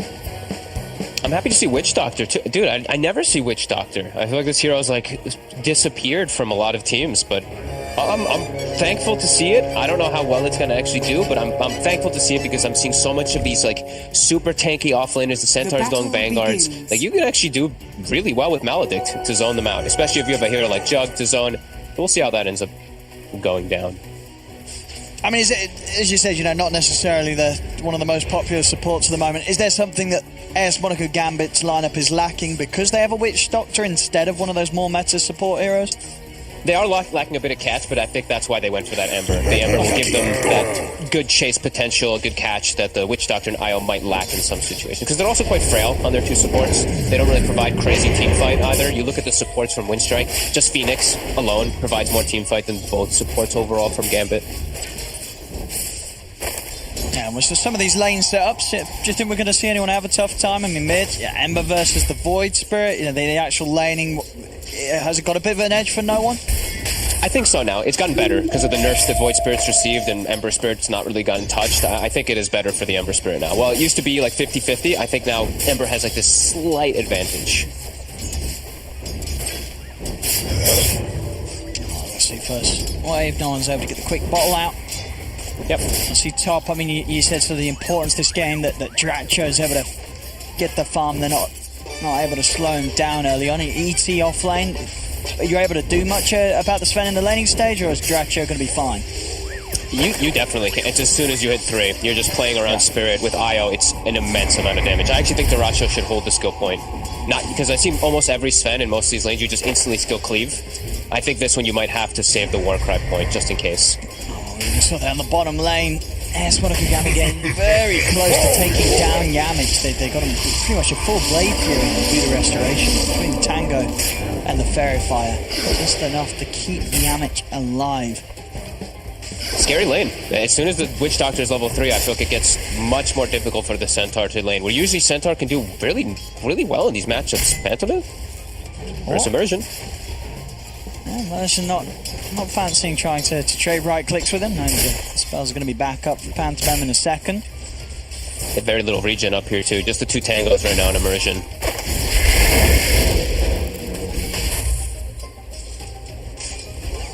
Down bottom. I'm going to go for another attempt here. This time, Cheshire Cat is going to respond with the TP is towards the tower rather than the base. There was a lot of damage. Should be okay. Yeah, it's only level 1. Yeah, you're right. Just brings him down to 50 HP, so he's more than fine. He's got South ready to go, so good read from Cheshire Cat to make the call to stick in the lane. Damage. Grabs the creep pull as well. Monaco is now free though, so they will have level 2 Maledict, and the next spin, Cheshire Cat is dead. Yes. If he does not play very far back. No one. See him aggressively running in, taking away the bounty rune away from the Void Spirit. He's going to have this solo killer. He got him. He has. Yamich stepping a little too close. With the Maledict having the extra point in, there's no chance. So Monaco, an easy first blood from there as he just walks down Yamich. Love it. And they went Boots on Dream, first item for the Jug, so they can run down Cheshire Cat, and they have Bassi, the best item on supports in the game right now, on the Witch Doctor. So they'll always have mana to be able to go for those aggressive plays. Look at Cheshire Cat. This is not how you want to have to play as a Centaur. Not able to walk up to the creep wave at all. Yamich back in the mid. Cheshire Cat. Okay, they're not going to go for the spin. They could have chased him down, but Dream didn't want to go so far. Yeah, I mean, I guess they're going to be taking a lot of tower hits. And they don't. He misses out on 3 creeps or so, or if he did go for it too, so the trade-off isn't probably worth it. Either way, just sort of see a sending a message to Cheshire Cat, telling him that he's got to be very aware of how close he gets the creep wave down it, especially when he's on his own. See if Yamich's return can make this lane a little better for Cheshire Cat. This time they've got the setup. That's all they need, just a cast. Buy time for Dream to come in. This bottom lane looking better and better here for the Jug. I think this is going to prove to cause some very big snowball effects later on. Like a Centaur, that's your front line to be able to just block the pressure versus towers, block the pressure versus invasions into your triangle and stuff like that. Him being this weak now, this early, I think it's going to be pretty problematic for Winstrike. They're just going to be able to commit and kill for Centaur. I mean, unlike usual. Like right now, usually you almost have like the Vanguard on most of these Centaurs in a lot of these lanes. So this is huge from Gambit. And they're doing really well in the mid lane.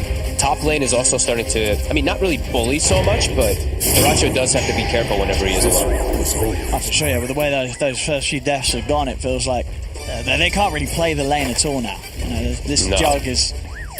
There's not going to be anything you could do as a Centaur and a Phoenix in the lane against him now that you've fallen a little bit behind.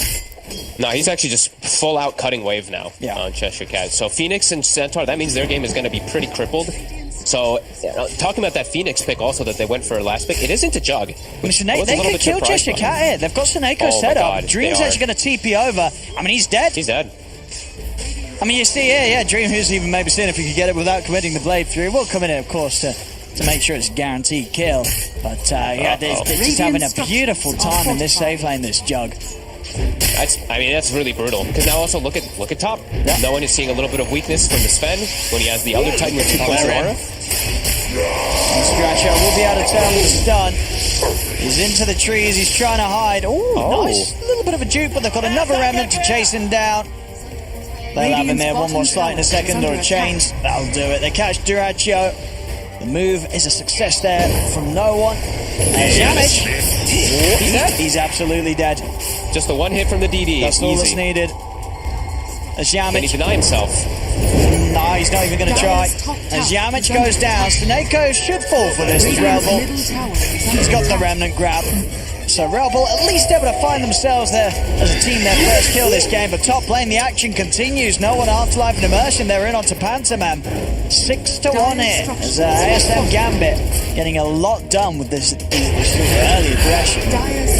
That's exactly what their lineup wants. It's just, like I said, speed versus group, and the speed right now is definitely winning out. And they have great invasion heroes. That's the thing I'm looking at. Look down bottom.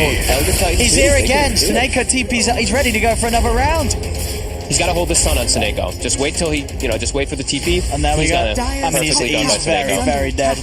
With the Omni Slash, there's no chance of getting out of this top lane. They try for Afterlife. They don't quite have enough damage though, Pantomam and Duracho. He is able to step away. This poor old Centaur, you see his net worth. It really is down in the dumps right now. He is not going to be that tanky Centaur. He is just absolutely not going to be. He's going to get shredded because there's a lot of amplification from Gambit's lineup on top of him already being so underfarmed. They have ET Aura, they have Overcharge Amplify, and they have just overall built-in crit and high damage that's going to be coming from the Ember Spirit because of all that amp.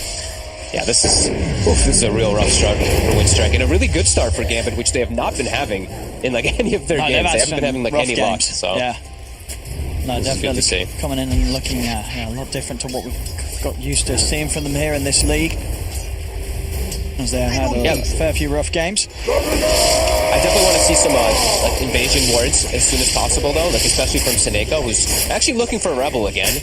Deny the haste rune, beautiful. But yeah, if he can smoke and just get a ward to watch the stacks, I want to see them try to go for that soon. Because then if they see the stacks, they can contest the stacks versus the Sven very easily. Yeah, absolutely. Jug can just get in, at least take the large one with the Blade Fury. He's going to have to jungle quite a bit here, so I feel like a lot of this early game is going to be up to Rebel. His rotation, so how much he's going to be able to make with the support. Has he got the kill here on his own, Dream? If he gets a few crits, there's one. He only needed the one. He's just getting solo kills on him.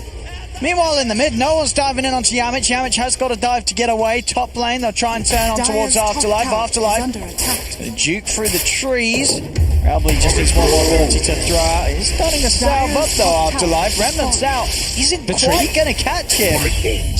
As he's going to continue to make Rebel and Pantomam work for this. He's into a nice little hiding space, but the creep gives up his position. The creep will still find him.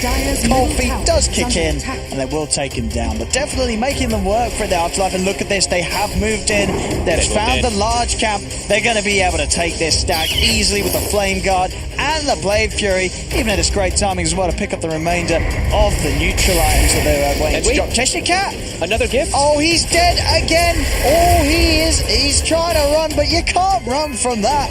There's Omni Slashes out, and Cheshire Cat 0-5-0. One of the roughest starts I feel that we've seen from an offlaner. He's just getting completely outplayed by Gambit. And him just rushing ring health, I think actually rather than going for boost to be able to run away. Seneco's 6! He's got it. It's an easy kill. Seneko 5-1-1. They're going to make the jump on him. Can Seneko get out of this? It doesn't look like he can, so Rebel able to at least take something in return, but Seneko just causing so much havoc. Dude, Witch Doctor, I'm glad I said something about it. I mean, it's looking really good. I mean, we were still on this story the other day, so what would you like to lane against the Centaur? I think, yeah, a Witch Doctor plus a Killer plus a Jug, obviously in this example, it just used to be the best way to go. Racho has to be very careful how he steps up there. No. Yeah, I'm loving it. And right now it really feels like the game is all on Rebel's shoulders for Winstrike. He has to make so much happen as Void Spirit. And he is doing a decent job, 3-0.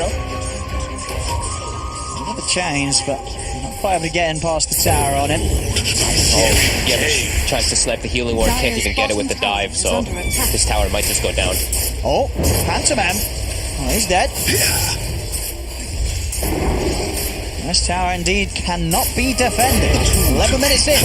As then Gambit keeping that pressure high.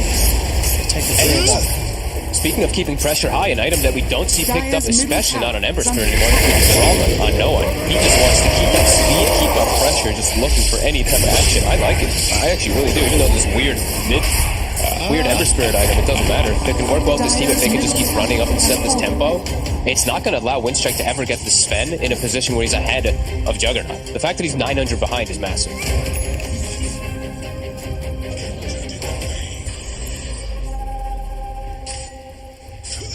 Nice D-ward by Yamich. We'll be able to unblock those Ancients and get a D-ward himself. AA blast down bottom. They want Immersion. Immersion. He's already ready to take Dream out of there. And back straight over towards mid with it found Duraccio. Duraccio is going to try and run, but the cask is out. They close the gap. Duraccio gets taken down. Another kill for SM Gambit. They're setting up for the reload bottom, but so is Dream. He's Dream's taking over. No, but they and here comes no one. Speaking of the speed.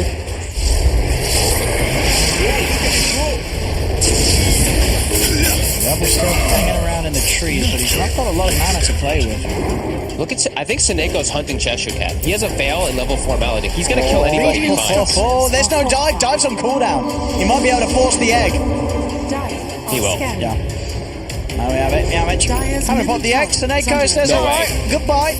No way. Okay, tip Seneko right now. Oh, Pantomime. Oh, that's a free kill here for Dream. Only slashed down on the A. Yeah, this game's turning into a bit of a mess here.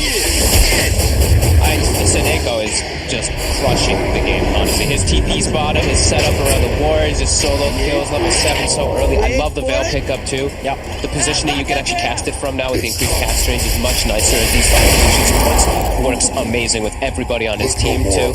This is going perfect. This is the best game I've seen from Gambit so far in this entire DPC, I think. Yeah, just this early game. Easily. They've had some struggles. It's clean. Yeah. It's looking very, very good so far. And now your moves are only, it's Rebel and Pantomime. They're the only ones who can really make moves around the map at all. Everyone else is just going to die if they show up at all. And they've got 3 of them down at the bottom. Trying to make the move onto Dream, but no, everything's missed. It's not easy for them though, right?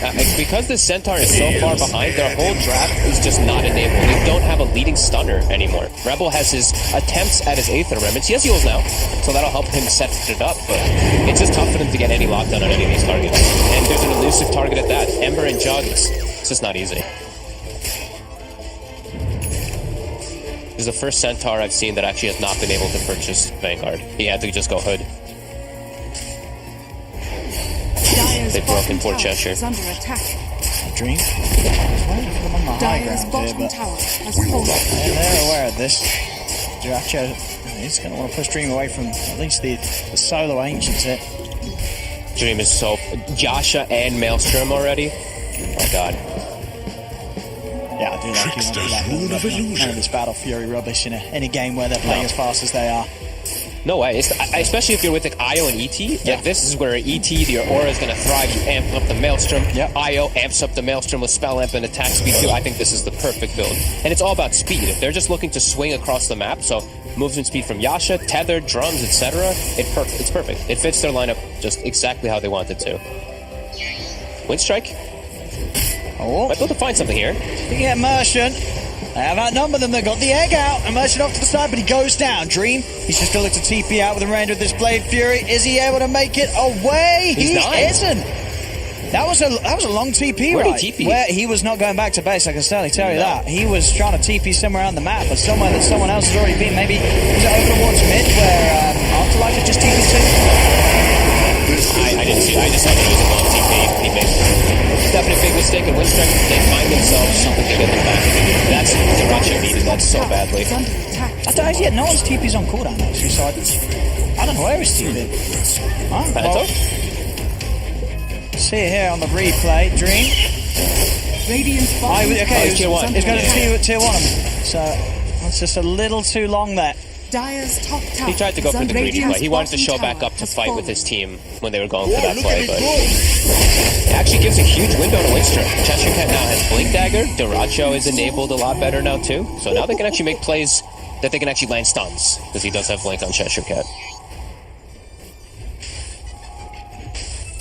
That was a pretty big mistake there from Gambit. Definitely losing a little bit of their momentum.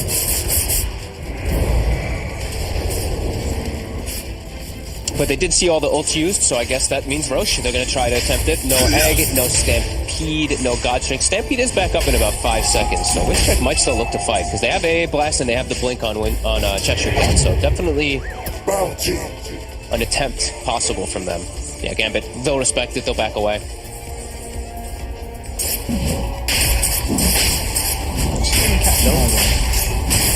Breaks the smoke with the Remnant through all of them.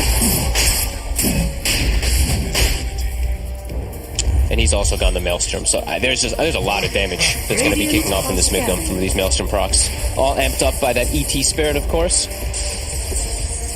What did you say? They do need to keep pushing and fighting, otherwise the Sven's net worth and farm starts to get a little scary. It can't start. There's no like, they don't need to be super forcing anything. They just have to, not feed inside the fights. I'm gonna get the jump on Monaco. See if we can find anything more from this team. And no one are ready to go for the high ground. They're going to move it on to Cheshire Cat, drop the Omni Slash. The bounces, though, not really working in Dream's favour. Cheshire Cat still getting low enough for no one to finish him off the side of the fit. Draco taking pretty much a full death ball to the face here as he'll get a kill on Monaco, but he'll go down in return for that. No one, nice dodge of the Supernova Stone with the Remnant. He's going to look to use this to continue to close the gap onto Yamich. Catch him in with the chains, Yamich through the trees. There he can, no one's able to get the catch with the chains into the storm of the turn. They grab no one's going to die for his efforts. As they do at least pick up Yamich as well at the end of it all, SM Gambit. So getting that big kill, getting the Sven, still getting clean up, but losing a little bit themselves there, losing no one, as no one did come out with the flashy plays to continue the aggression. They're still dying. Yeah, they still do have pretty insane burst. The beauty of AA, whenever you have any of these like spirit heroes, you're always going to have a good burst target for the one. But that was at Gambit fighting into all of Winstrike's ultimates, and they did do pretty decent, even though they did lose the one here. They defended the tower. Dire's middle tower is under attack. Keeping that lead down. 3k lead. Sven only just behind that of the Farm and the Jug, and close to the BKB. Once he has that going, sure they do have physical elements, but being able to run in with the BKB, stay on some of the squishier targets with the lockdown they have between the three cores. It will be a little spooky when the God Strength's up. Yeah. And the Warcry overall is going to be phenomenal into at least the physical damage, but that's also why we do see that Gambit went for all this magical mixed with those Maelstroms being brought in. Now that the ults are down, they're going to try again to start poking at this switch. Don't quite have vision in the area just now, but just a sentry placed on the low ground from Monaco.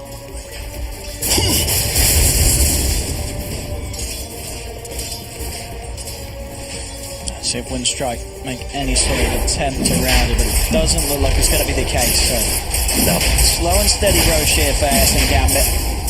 Monaco gets a ward up too now, so he can guard the area. They're already pinging bottom. Duracho showed himself on the wave.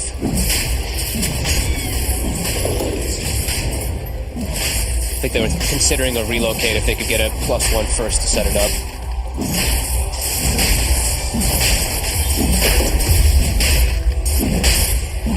Duracho ancient camp away pretty much from the BK. Fighting into the Aegis. Radiant's bottom tower very is farm under jug. attack. Well, the smoke move over towards Railball. Change to set things up.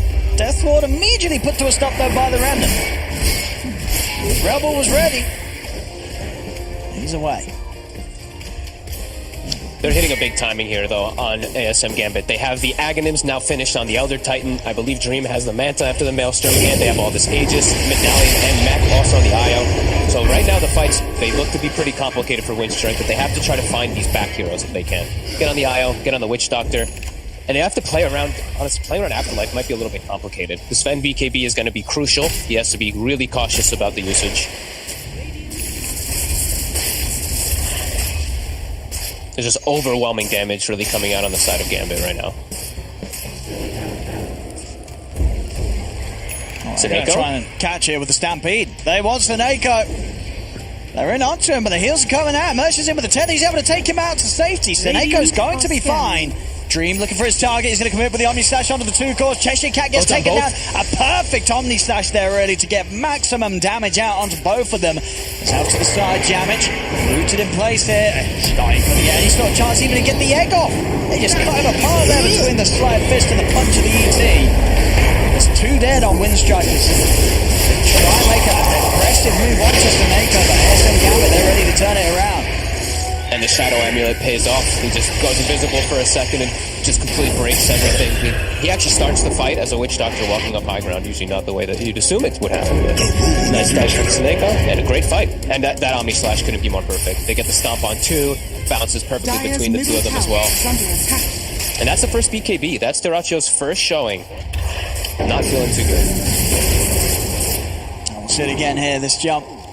But a little too tough to take down. Not even close, really. Seneco's still at half HP after that initial attempt. Oh, look at these bounces. Yeah, couldn't be any better. I feel like we're used to sort of seeing situations where maybe, you know, he didn't get all the bounces needed to take Cheshire Cat out and would have stayed on the Sven, but not the case here. Just enough to kill off Cheshire Cat and enough space to jump straight back over to Duracho, get that full amount of damage out.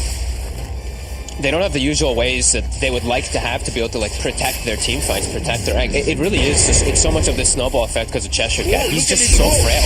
It's a hood blink. You know, he doesn't have Vanguard, doesn't have any of this tankiness that he can actually stand and hold his ground, maybe eat some more of those slashes, etc. It's just tough fights. There's just so much damage from Gambit, and with this advantage, they can just keep running through. Especially just, if they can just keep forcing these BKBs from the Sven like that, this game is quickly going to become near impossible for Winstrike. Still showing themselves mid at Dream and Immersion. Duracho, I mean, he's got the BKB and the God Strength. Does he want to try and take a fight? He doesn't. He just wants to push them away from the tower. They'll do so. Oh, they'll come with the smoke, Winstrike. See if they can get the wrap round onto the back lines, start the fight on top of the IO or the Witch Doctor. But this time with a bit more firepower. They know that Seneco has this ward up here. They pinged it earlier when he placed it. They're going to scan, they're aware of the positioning. Dream's just running in, trying to break this smoke, and he's going to. Yeah, now it's, you know, what did Winstrike do? They're still going to try and make the jump round. Afterlife. He's in onto the ET, but Afterlife's going to be fine. Immersion comes in with the tether. Dracho trying to commit on towards the ET. Afterlife is being focused down. Can Dracho actually finish off the kill, though? Afterlife's just going to continue to kite up this Sven. Supernova's out. They'll bring him down, but did take pretty much the full duration there of the BKB. Now Dracho's going to be held in position. Seneco just right-clicking into him. Dream's ready to back him up with a healing ward. Now Duracho without any BKB to rely on. He's a little bit vulnerable. Seneco's able to kite him out with the invis. Duracho goes down. They can't quite find an easy way to get these fights going. It just takes them far too long to get some of the less important heroes in these team fights.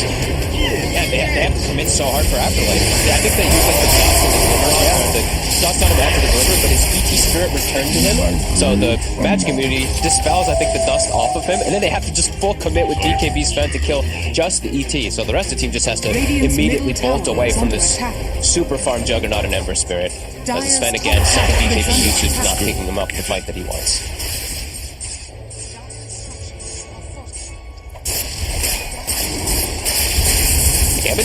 Gambit's looking good besides that one little slip up that Viv had so far. all playing together as this unit. The way they've itemized too, it's all coming together at the same time. Solar Crest now on this IO, who we didn't say, but you know, Philly Stone definitely helping a lot here for this Immersion IO. Dire's middle tower is under attack. Comforting rule. Again with the slight change maybe into the trees as well. Ball's out. Dire's middle tower has fallen. On Winstrike's half of the map though, now there's some Gambit cutting the creep waves, making sure that all the pressure's coming in. He's now got a blink on the Sven, so Dracho at least able to make sure he can get immediately on top of his target in the fights once he's popped the ultimate. He does need to. He's really close to 18 as well, too, for that level 3 God Strength. Does feel like he needs every little thing he can get at this point. No one? Starting to sort of tease around in a minute. Once the rest of the team starts to swing over with the push on the mid and the bottom. I've been seeing this so much from these Embers, too, lately. He takes the... I mean, this was way earlier, but he took the Absorption talent. We mentioned how they didn't have the easiest ways of breaking it. It's been relevant in all of these fights, too. Duracho. They're trying to force BKBs. Oh, and it's going to come out. They will turn this time. They will manage to kill off Monaco. Now they're going to look to try and chase for the bigger kills. Look towards no one. Watch the slide fist, and now Afterlife's trying to start charging into them. I mean, that's the Stampede. Got strength used. They don't want to find more out of this Winstrike. Yeah, he's up to the high ground. Does have the supernova to rely on. They're able to force him to use it. It will come out. Immersion's able to still get the mech off. He's going to wait for the supernova. He's not going to be able to do so. Yamich will burn him down. Can they get more for this? They get the pull and the jump. They get the catch with the Remnant. That's going to be Dream going down. He can catch Afterlife and no one. The last two left alive here in ASM Gambit. The chase continues. Dracho, he's got the stun on no one. There's no one gone. Afterlife, he's having a TP out. And he'll only just make it away from Winstrike, turning it around here, taking down 4. The Sven damage, jeez. Duracho, the Imp Claw, every little thing coming into play, like you're saying, just actually gets a good fight. Looks a little weird too, with Gambit diving onto the high ground there, but gets them into a good position to get the egg on the south, and gets the Sven on top of the IO. Excellently done there by Winstrike. Yet, I've seen that has managed to hold the advantage. Duracho really coming in big in that fight, making sure that he was able to go target to target and just able to sort of split ASM Gambit up enough to Snako. He has got Afterlife backing him up, and it's going to be enough to cause Duracho to just BKB and TP out of here. He knows they're coming back into the game, doesn't want to mess around with them. Yamich also going for TP out. They've got anything to stop it. They don't. So both they do not actually able to make it out. And his BKB literally just came up when he did TP out with it. So nice moves there from Winstrike being able to invade here. And it really is all these small things like Warcry armor coming into play in the fights too. They kill Dream before he gets Omni. If Dream gets Omni, he might kill everybody there with Afterlife because the Spirit's on top of everyone. But Winstrike, impressing now these last few fights. And it's really just Duracho starting to get this big farm, starting to get this big damage. And a DD bottom. So let's give that bottle over to our Sven. And they do have ward vision right now of the IO and the Juggernaut as well, so smoke directly to them. Snako. Strike. Dream! He's got to be quick with the reaction. He is. Immediate Blade Fury jumps away, but Dracho's ready to jump in, chasing with a Blink Dagger. But Dream, he gets caught with a hoof stomp. They're going to be able to take him down. That's the Juggernaut gone.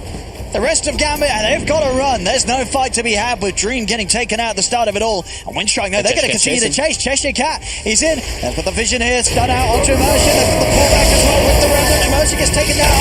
He's punching back pretty hard. As he is able to take down Dracho. Now he's going to go over towards Yamich. Yamich also to fall as Afterlife managing to recover what was about to be another terrible fight there for ASM Gambit, but Afterlife coming in with some heavy hits to clean up the big points.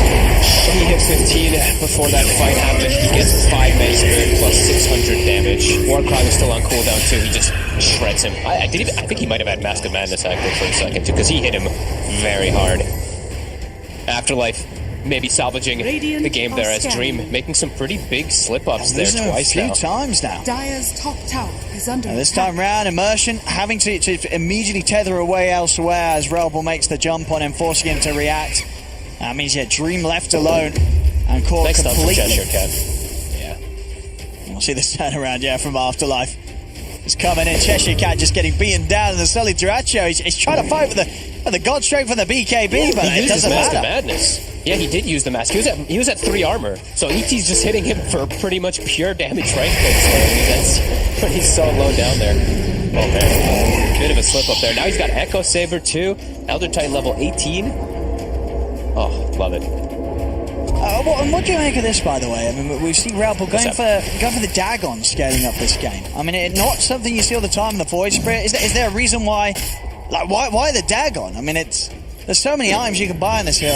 Why Dagon this game? Delete the IO, I guess, or just delete, just deleting heroes in general, right? The way that they cleaned up the Jug 2 times, maybe it does feel like they can just insta kill him. They have Ice Vortex, so it's amped. He has Kaya Sage, so it's amped. So all right, yeah. Buffed. No, sure. For sure they've been getting these chain stuns onto the Jug, so I guess a little bit extra 100 or so, a few hundred damage, and you're going to be more guaranteed to kill the Jug during the stun. But let's see. I've only had it been picked up in 3 matches so far on Void Spirit. I've had a lot of matches with the hero. Definitely a weird one. And he's leveling it up as well, isn't he? He's got the because he also gets the spell amp. That's right. He gets the spell amp at 20. Okay. Spell amp talent. Sure. At 22. He has a lot of spell amp. It's a lot of spell amp.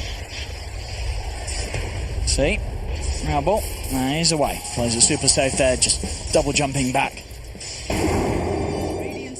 He's going to TP out to his team immediately. Yeah, but I mean, they're Roshan's up. They've got to fight around here. They'll have the Stampede coming out. They're going to commit with the Omni Slash straight on to Cheshire Cat. Cheshire Cat always having a Wolfle. He will still go down to the Maelstrom prop. They've found Immersion though in return, with the Supernova out. SM Gambit, they've got to back off. Afterlife, he's chilling on the cliff right now. Be ready to come down with spider legs. Going to turn straight over towards the Aya, but this time Afterlife's not winning this fight. As Afterlife gets taken out by the Sped. Duracho, he needs help. No one's committing in on him. Duracho trying to hold his ground and punch back, but Duracho will fall. Another buyback coming out from him. So ready to return straight into the fight. Dream will go down. Snakeo's looking for the TV out. Will make it away in the pit. No one. Running available. Stun is chasing. The buybacks here coming out from Gambit. Stun around his Afterlife.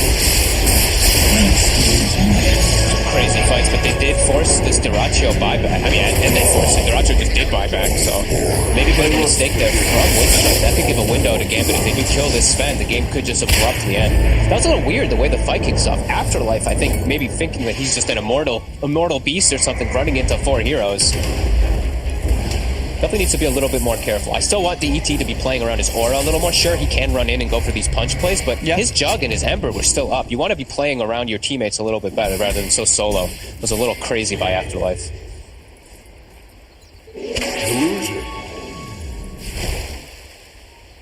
Still, of course, all this attention around the Roche pit. You can imagine Dream's going to head straight back over in 20 seconds, but Winstrike, they'll want to try and make something happen before he's back.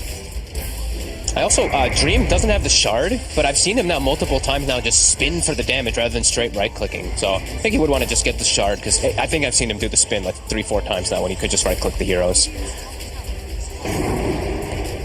Stomp. They're actually going to smoke out. Rebel's kind of ready for this, scouting out things. The Remnant grab onto Dream, cast out, easily loads us straight back to Radiant's top Sineko. tower is under attack. That's a spirit on them. Radiant's top tower. They're going to go in. Deep Remnant here from no one. Paladin out just onto the Centaurs. Duracho, he's ready to come in onto the Witch Doctors. Witch Doctor being taken down low, but Afterlife punching back too hard. Again, Afterlife just runs him down with Dream. Duracho, he's out of the game for 100 seconds. No buyback now. Stun out. Onto the Centaur. ASM Gambit, they're ready to celebrate another gore. The slash is back up. As Dream takes down Cheshire Cat. That's 2 cores out, and with no buyback it's available anymore on Duracho. This will be a free Roshan for ASM Gambit to step back into. Duracho, I feel like players are just playing a little bit too aggressive and not understand like how much damage is going to come. He didn't click Warcry, so he doesn't have 25 bonus armor, and he pops Mask of Madness. He's at 4 armor. ET and Jug just eat him. Did he was it on cooldown? No, he just God Strength, DKB, Blink, Mask of Madness. I mean that's just you'd never Mask of Madness before playing Trusty Warcry, right? I've seen him do it. Just a bit of a blunder there. And he's done it twice now, and he has the level 20 talent, so that like his effectiveness is plus 25 armor. You're just deleting the most important ability versus ET. I feel. If you're not popping it, that's just a lost fight every single time. Yeah, it's the reason why you pick the hero. Yeah, it's why you pick it versus the ET to counteract that whole minus armor plus armor kind of thing, and he just didn't use. Like that's why you see Afterlife hitting him so hard because it's a 4 armor Sven effectively when he pops Mask. Bit of a blunder as he used that for 30 more seconds. Gambit. Got a big power spike here. He also got given the free shard, of course, to the Jug. Got this Aegis. He's very happy now. Well, let's see. They're going to lose some serious damage on the high ground here. These racks getting taken out by Dream. 10 seconds until Duracho's back in. It's not going to be soon enough to defend mid. Radiant's bottom tower is under attack. Spirit just keeps scouting everybody. Look at its movement speed too. He's been using spider legs to amp it up, so it's got hasted move speed Spirit, so he gets it on all 5 every time. Look at that damage. That's so much Afterlife having a great time in these fights.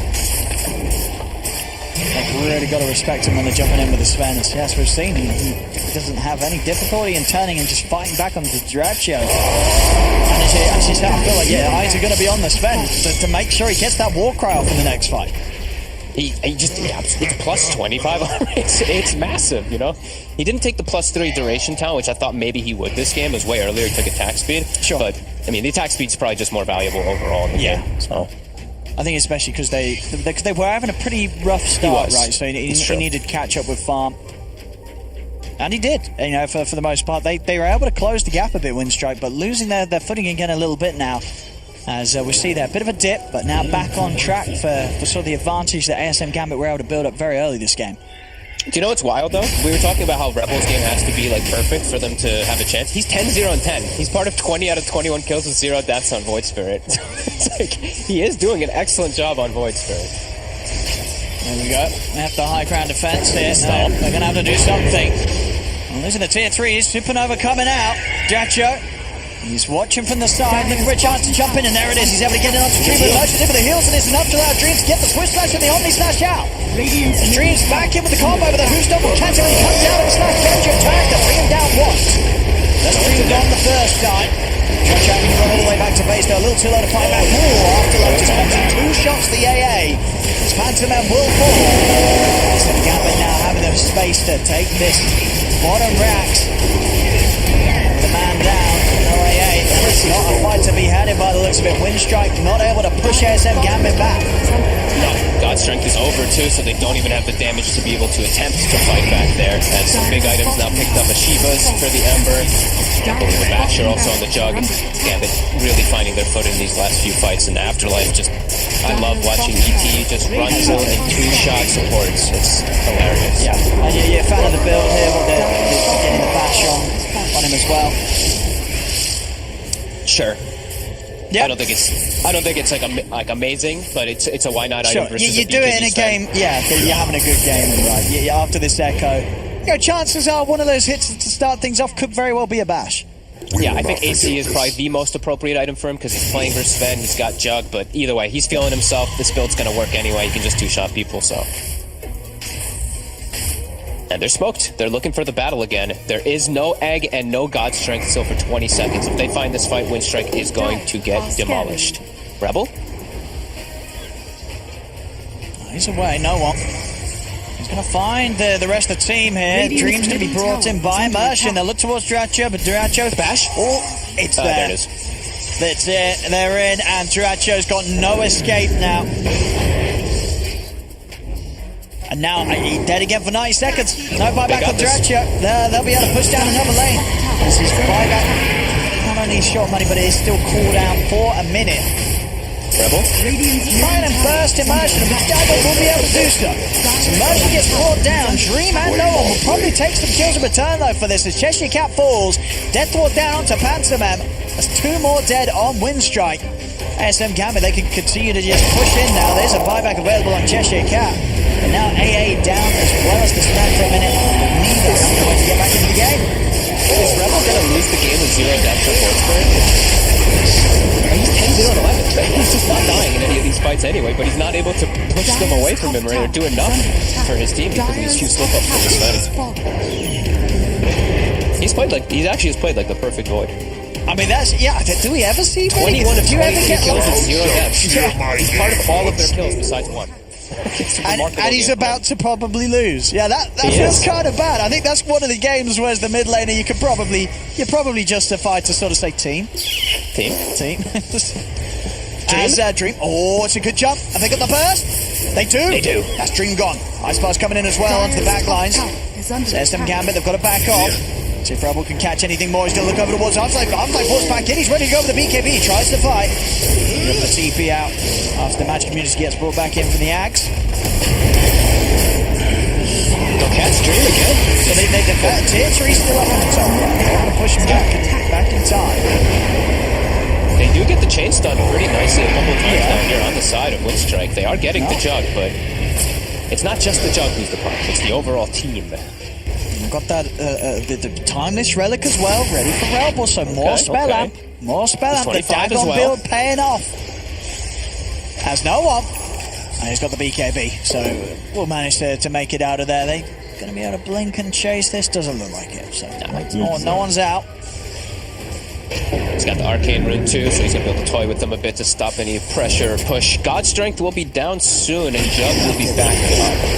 So Gambit will have a bit of a window when he is respawning versus this Winstrike team, who has used most of their ultimates. Rebel can still do a lot of work. He's got 25, he's got this Dagon, he's got all this spell amp. Rebel, he's got the step on Seneko. Straight over he goes. He's found the Witch Doctor with the burst of the Dagon. Seneko falls. Do you see how much damage it's doing? 1160 without the Ice Vortex from the AA.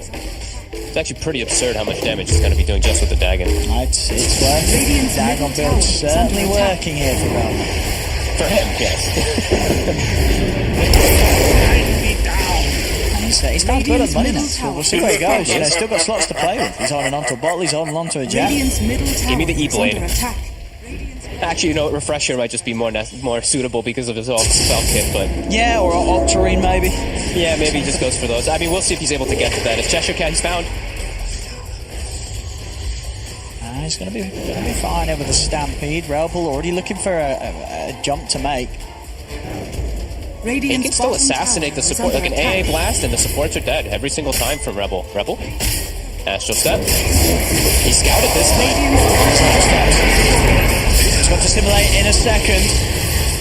But they're going to get a stun straight on the way down. So the first time he dies here. A lot of money for Dream, of course, because of that. A big bonus for finally taking down the Deathless Void Spirit. And a gem also gets dropped too from his Death Spirit, carrying that the whole time. Does have buyback, but does not want to have brute force use it here. Winstrike does have to be cautious with their positioning. Lanes will eventually start pushing into the side of Winstrike pretty soon too. So at Gambit, they are kind of looking for the fight, but they're a bit split up right now. Winstrike, the scan actually catches Winstrike on the high ground. Dream's going to run into this. He's got the Blade Fury in time.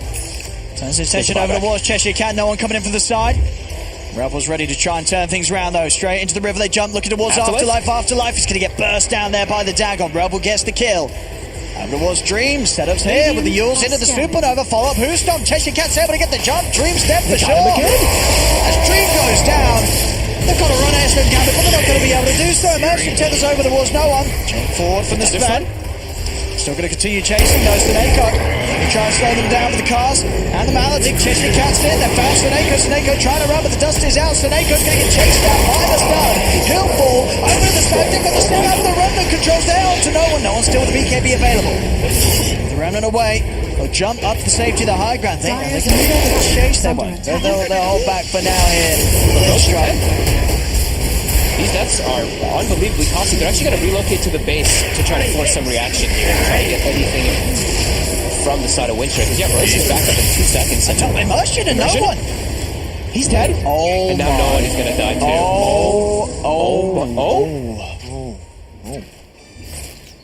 Oh, that ice blast Dire's as well. middle tower Oh, that was is under close. attack. Oh my. Yeah, he actually survives. Oh my, what is going on here? This game's getting a little messy. Very messy. Dream is just dying by himself over and over and over again. I feel like 2 or 3 heroes on the side of Winstrike. And now Roche. That's an easy boy. Roche here for Winstrike. And that's the refresher shard. So you know what, Rebel? He's got a free one if he wants to grab that for himself for more damage. There we go. Easy Roche shot. I just don't I didn't expect to say it would go on to Winstrike, but they get it. They've got it. I mean, it's only a 3k difference right now here, 45 minutes, 34 to 28. I mean, they are down 2 sets of racks, but I mean, this game feels very easily losable for SM Gambit with the way things are going. It's been up and down, as you can see, throughout the last bit of this, the action that we've been seeing here. Like, SM Gambit, they've got to tighten things up. If they continue to make moves like this, Winstrike, they'll take the win. They absolutely will. I mean, this Sven is actually so strong. He's 25 also, so they have multiple level 25 cores now. He's got all of his items online to be able to one-shot or kill heroes in one stun combo, particularly the Jug that we've seen multiple times. Yeah, Gambit have totally thrown away their lead. Even though they have Rax advantage, these fights are not going to look easy for them now.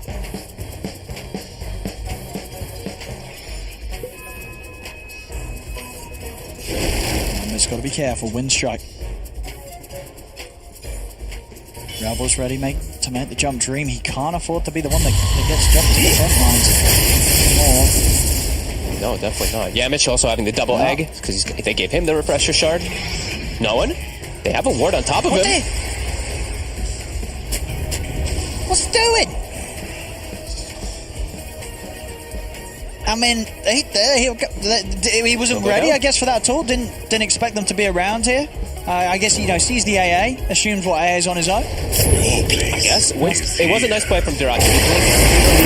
Directly on top of him. So the stun was like, they're pushing the high ground now. Very tough to actually dodge. And yeah, Duracho. A lot of damage here with the death ward. He's got to be a little careful. And the Omni onto the side. And Yamich has still got the Supernova. Dream's going to try and commit onwards. Good bash to stop the dive, so they will manage to kill off Yamich. Duracho's too low to fight too. The Maledict put him down to 700 HP. Radiant's Bottom wave, heavily pushing it with double catapults. They do have to back away. Gambit, are they going to be able to make the play back to catch anything here? They do have the Ninja Gear Jug looking for an opportunity. All over the place, this one. And less than a 1k lead. We're pretty much even in net worth right now. There's no telling which way this is going to go. Who knows what's going to happen? I mean, if you're sort of to consider the past results, I mean, maybe we are just seeing again here for SM Gambit some of the issues that they've struggled with in their other series, where even when they have such a great start, they just sort of falter in the later stages of the game. As I don't know if they let their foot off the pedal or something like that. Now Afterlife also just getting caught. Rebel just assassinating him. They just bought out on the ET. He just bought a Blink Dagger. So look at his inventory. It looks awkward now on the ET. He's got Blink Hyperstone, a Basher. I think Gambit may have gotten just a little bit too chilled out with this game. Without how great the lead was. Yeah, they had a great start. But it seems to be a bit of a distant Dream now. No one. He's playing more careful now. He's got the Aeon Disc locked in his bag, so if he does get jumped this next time, should be able to survive, setting up a defensive remnant as well. Being a little bit more careful. I think he knows there's a ward now there too. Or he should know, because the way they did jump him. Rebel. Still looking for the assassination. He is, yeah. No one's got to play very careful. He has 7,000 gold now on Void Spirit too. I'll dig that. Gotcha. We'll be forced to BKB. Oh, and he's going to try and chase. He's going to try and chase. They get the opening's done. They remove the remnant. No one. He's able to get that Aeon Disc assembled, as you said. Assembles in time, so he's going to be backed up now by Emerge. They're going to continue to try and keep this fight going, but they're diving in with the Supernova. They can't take down his neck. They've got to get back from this. No one's had to buy back. Treasure Cat's in with the stun. They'll take him out with the tether. Relocate stage there, but he's back in the front lines of the second X ready to go. Dream's dead. Immersion as well. Even with the buyback there for Nolan, they can't turn it. As the refresher shot coming in big there for Yamich. Getting 2 excellent Supernovas off that forced the whole area to to be somewhat impossible for SM Gambit to take a team fight. Yeah, Merzen, he was trying to just heal up the jug as he was getting chased out, and actually ended up gathering and getting back into the midst of the fight.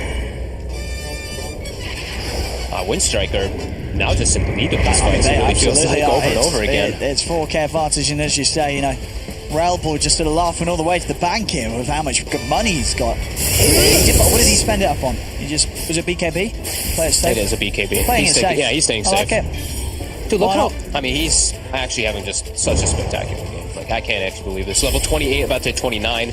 16, 114. He's still part of 30 of 33 kills. Yeah, this is wild stuff in the Void Spirit.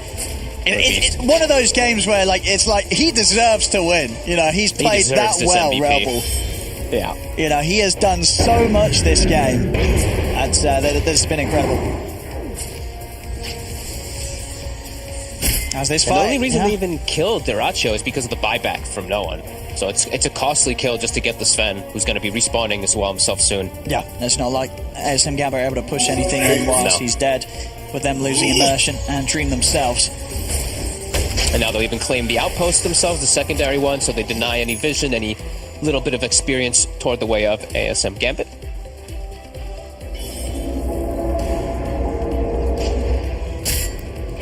Yes, no Lotus Horns, right? That's the thing. We have Lotus on Winstrike. On the Centaur, right? Yeah, well, he's had it earlier for the Omni, but... A couple of winners. Yeah, Nope's got one as well. Okay. They're missing one on Gambit. Like, they need one to be able to just reflect these stuns in particular, just any type of little things as well. They need more buff ups for Dream, it seems. Sure, he's got the Glimmer, he's got the Mecha Solar, but definitely looking like he's needing Lotus. And the way that they're playing, too, they're just being very risky the way they've run him in. He's just getting chain stunned.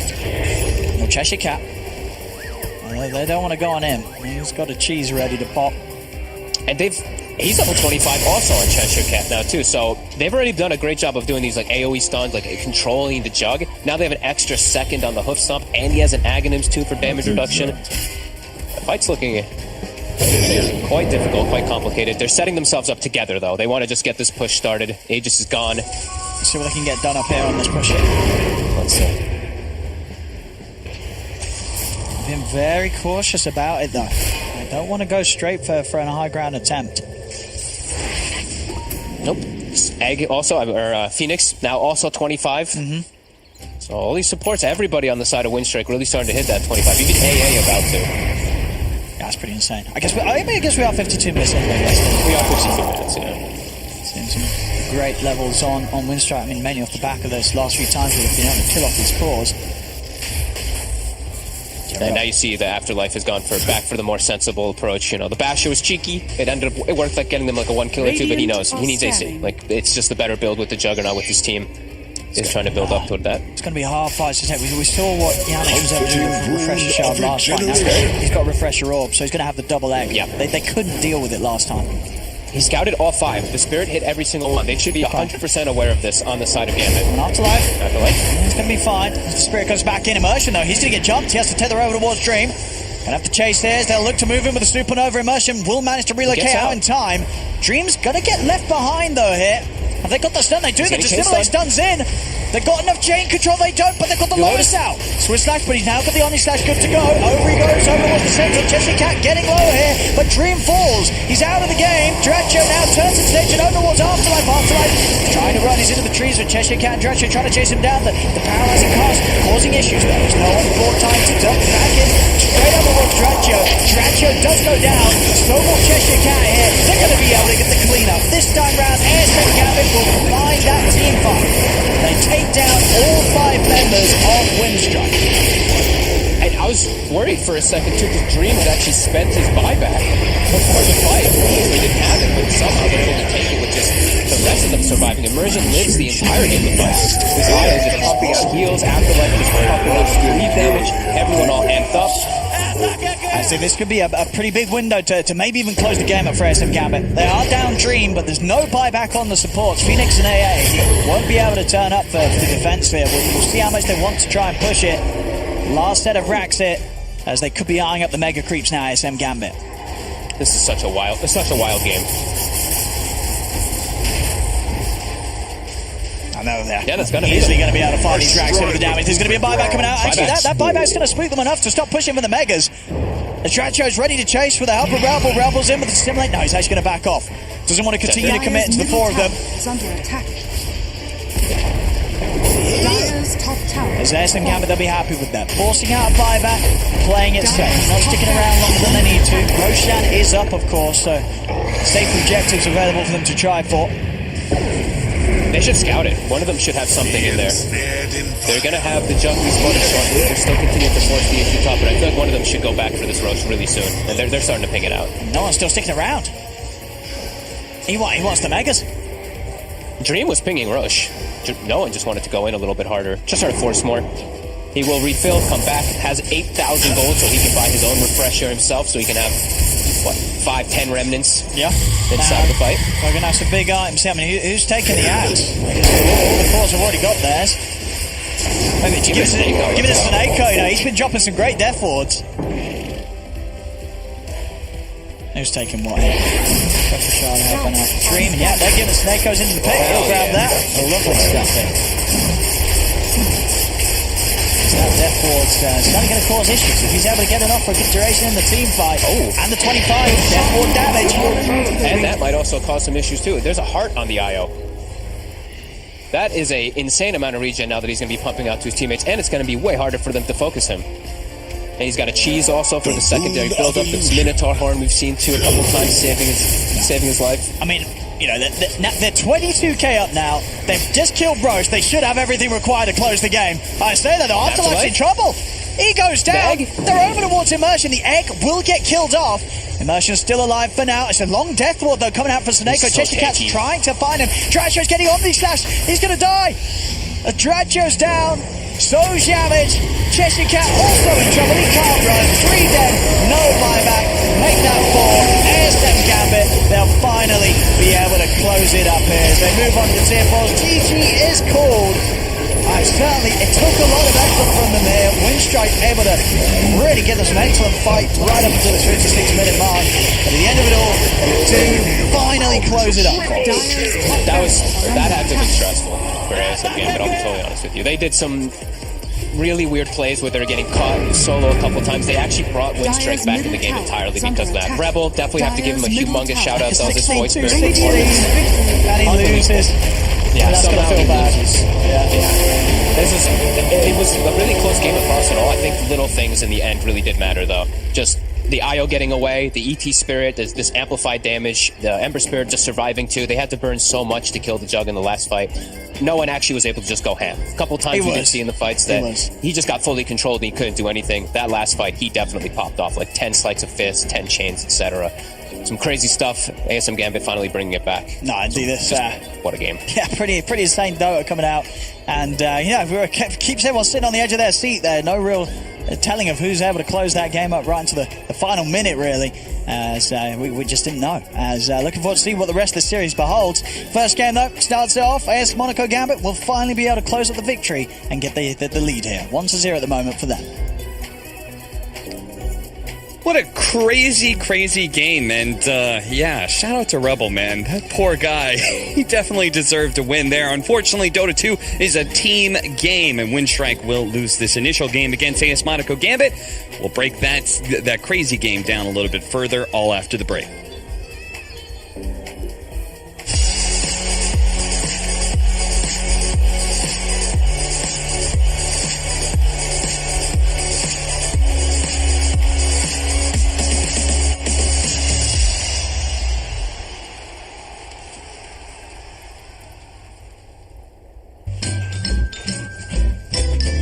You ready? Huh? Hey, he's a good boy, huh? You ready? Huh?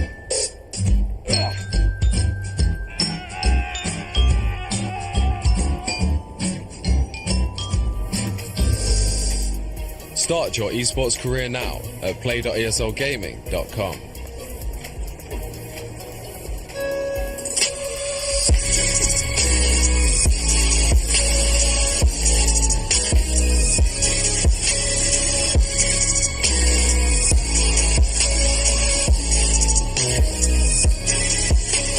You love it, you wear it. What's your style?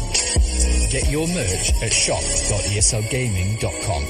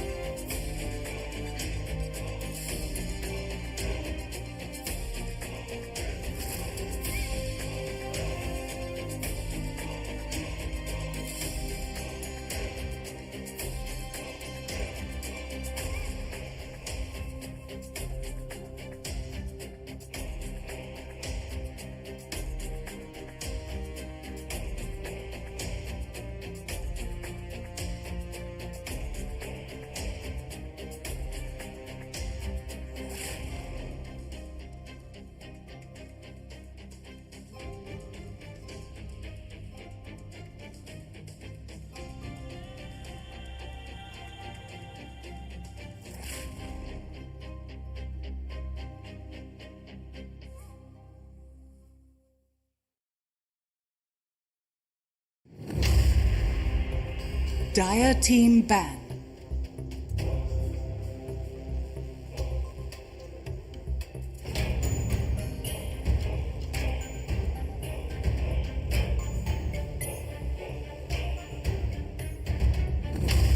Radiant team ban.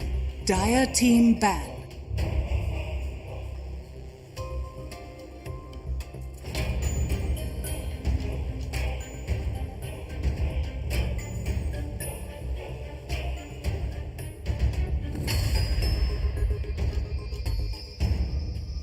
Ten seconds remaining. 5 seconds remaining. Radiant team ban. So after such a weird game one, I am very curious. I didn't ask you guys. Where do you have a favorite now for this series? Like, if you would ignore the fact that AS Monaco's Gambit up 1-0, say this was just a fresh series and we're playing out a best of 3, would you have a favorite between these two teams? I would lean towards Gambit just because of how controlling they were in the early game. I feel like they had a couple egregious mistakes that allowed Winstrike to get back into it. And you can credit a lot for Winstrike knowing when to find those pickoffs when that overpositioning was occurring. But yeah, I think Gambit for sure are slightly more favored just with how they controlled the early game of this first game. So it sounds like to me the foundation is there for AS Monaco Gambit. They just made mistakes. Exactly. Like very obvious mistakes that are easy to fix. And it was tough, though, because they're playing against a draft that doesn't really forgive you for messing up. It's a stun, AA blast. Like, don't forget the egg. That's also kind of annoying. So screwing up, the egg is probably the best example. Did you kill the egg? Oh, you win in the fight. Did you not? Well, you've just gotten wiped. And not to mention, they did go 0-3 against the top teams. Yes, it makes their record look poor, but they learned this is a serious team, serious organization, serious players. There's no way they're just gonna, phone it in for the rest of the season. They're trying their hardest. Unless Monaco Gambit's got Monaco's only got like a 1-year contract, and it's like, okay. It's still, dude, Gambit's a big deal. They have the best merch out. Their bomber jackets. 2019 Birmingham. Yeah. I don't know if they still do them, but they do. They were comfy. Yeah. Their CSGO team's like top 5 in the world right now. Is this where we now shield for one to be sent to us, or what are we doing? I'm just trying to say respect. Yeah, it's very comfortable. 10 seconds remaining. Of course, I'm a big fan of the clothing given to us by ESL1. That's true. I'd love more of it. The color scheme, the fit, the paneling. Hey, Kyle, do you love it? You love it? You wear it, right? Yeah. Am I right? You're right, Cap. Oh my God. You're gonna like the way you look.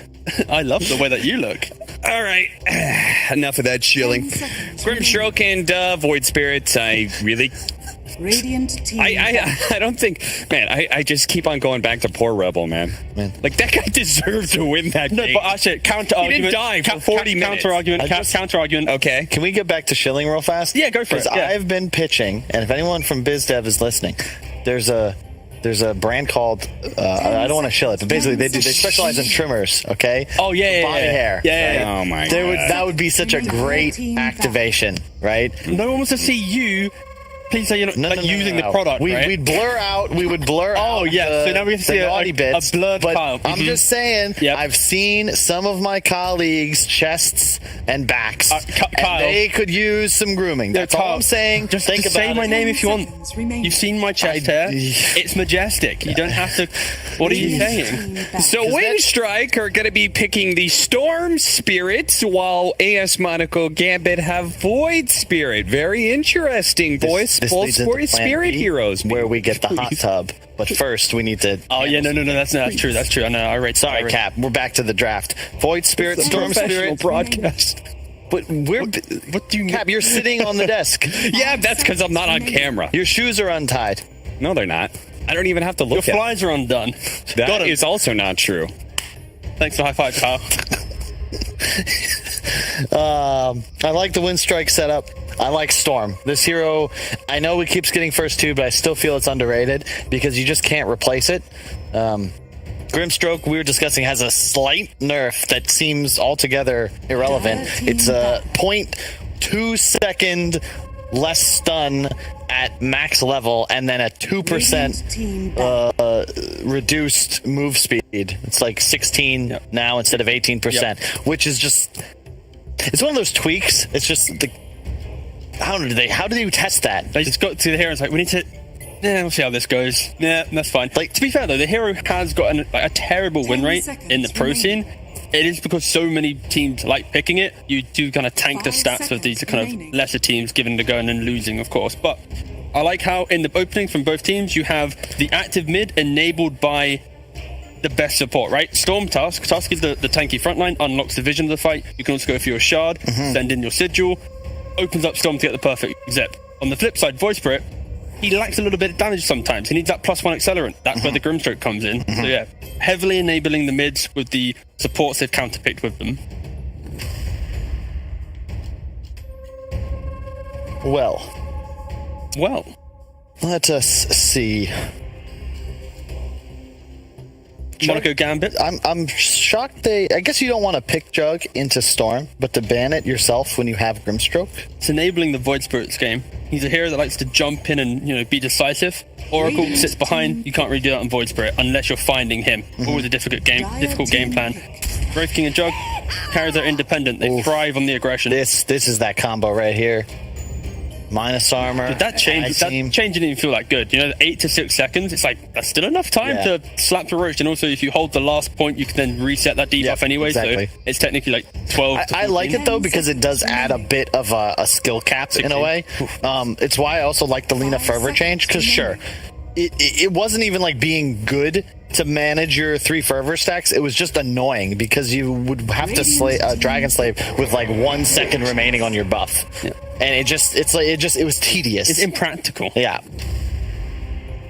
Because do I want to lose my buff or do I want to miss the nuke on the camp? It was silly. Just start using it randomly. So because we ended up going for supports and mids at the very start of the draft, somehow Centaur was still left out. And Winstrike just gave it away. They gonna get Mars for themselves here or something? I honestly... The issue here, I wouldn't mind like a dark, so it's like a bit more for pacing. But they also could just go for their carry right now because they see what the offlane is going to be presenting. It is surprising to see Centaur get through this far. Specifically because to counter it in lane, it's a very small niche group of heroes that also aren't really too good into the meta. Like Jug's banned, of course. Yeah, don't want to go Slark. They can't go Monkey. Monkey's dead. I argue that Gambit had the go-to combo to beat a Centaur, Witch Doctor Jug. Like, you really can't come up with something much better. And then they also had an ET, which was so valuable as an offlaner. Winstrike banned it out first too. So I think this is the dream. I mean, like they had an answer to the Centaur. What do you guys think of Lifestealer? Very good. Instead of trying to kill the Centaur, just survive. Nope. Lifestealer is for sure one of the better heroes against Centaur. It's more of a hero that plays independent rather than enabling the support to come in as well. You can get kills, but yeah. They go for the Sven instead. It's a hero that simply looks at the lane, farms it out as much as Centaur farms it out. You go optimize yourself into the jungle, Centaur just stays in the lane. Yep. Maximizing your map kind of. You could Lifestealer here. It's a really good matchup against the Sven. Not ideal against Storm, but I think that you have enough catch. Medusa. I was going to say the same, but that's why I don't know if it's meta. Psychic. Meta. Hellraiser's played it this morning. Kuman, he also went for a Diffusal Blade on the Medusa. Yeah, just trying to rip through these. It doesn't split shot. No. Mana burn. No. It's about just ripping through the hero. When you get the 25 talent modifiers? Yeah. There you go for Lifestealer. Radiant team ban. Alrighty, so AS Monaco Gambit are now just left with... sorry. He muted the mic to lecture me. Yes. He doesn't like when I make him look bad, which is somewhat ironic because he takes every opportunity to make... Kyle, don't lie now. Don't lie now, honey bun. We spoke about this. Okay, I love you. Okay. I was trying to cover for both of you by talking while you guys muted yourself and had a conversation. It's fine. It's much more fun to work with the mute button. I got to tell you. I know, it's so refreshing when you just want to get a quick jibe, bam, and then what happened? No one knows. It's when the mute button doesn't work. That's that's it. When you think you have a mute button, but you don't. I hope the mute button worked. That's a good joke. That is a tough one. That is a tough one. The Razor ban is also a tough one, along with the Necro, because those are the best options of dealing with what AS Monaco Gambit have in store. And if I'm them, I'm just picking a team fighter now, right? You need a final 4 position.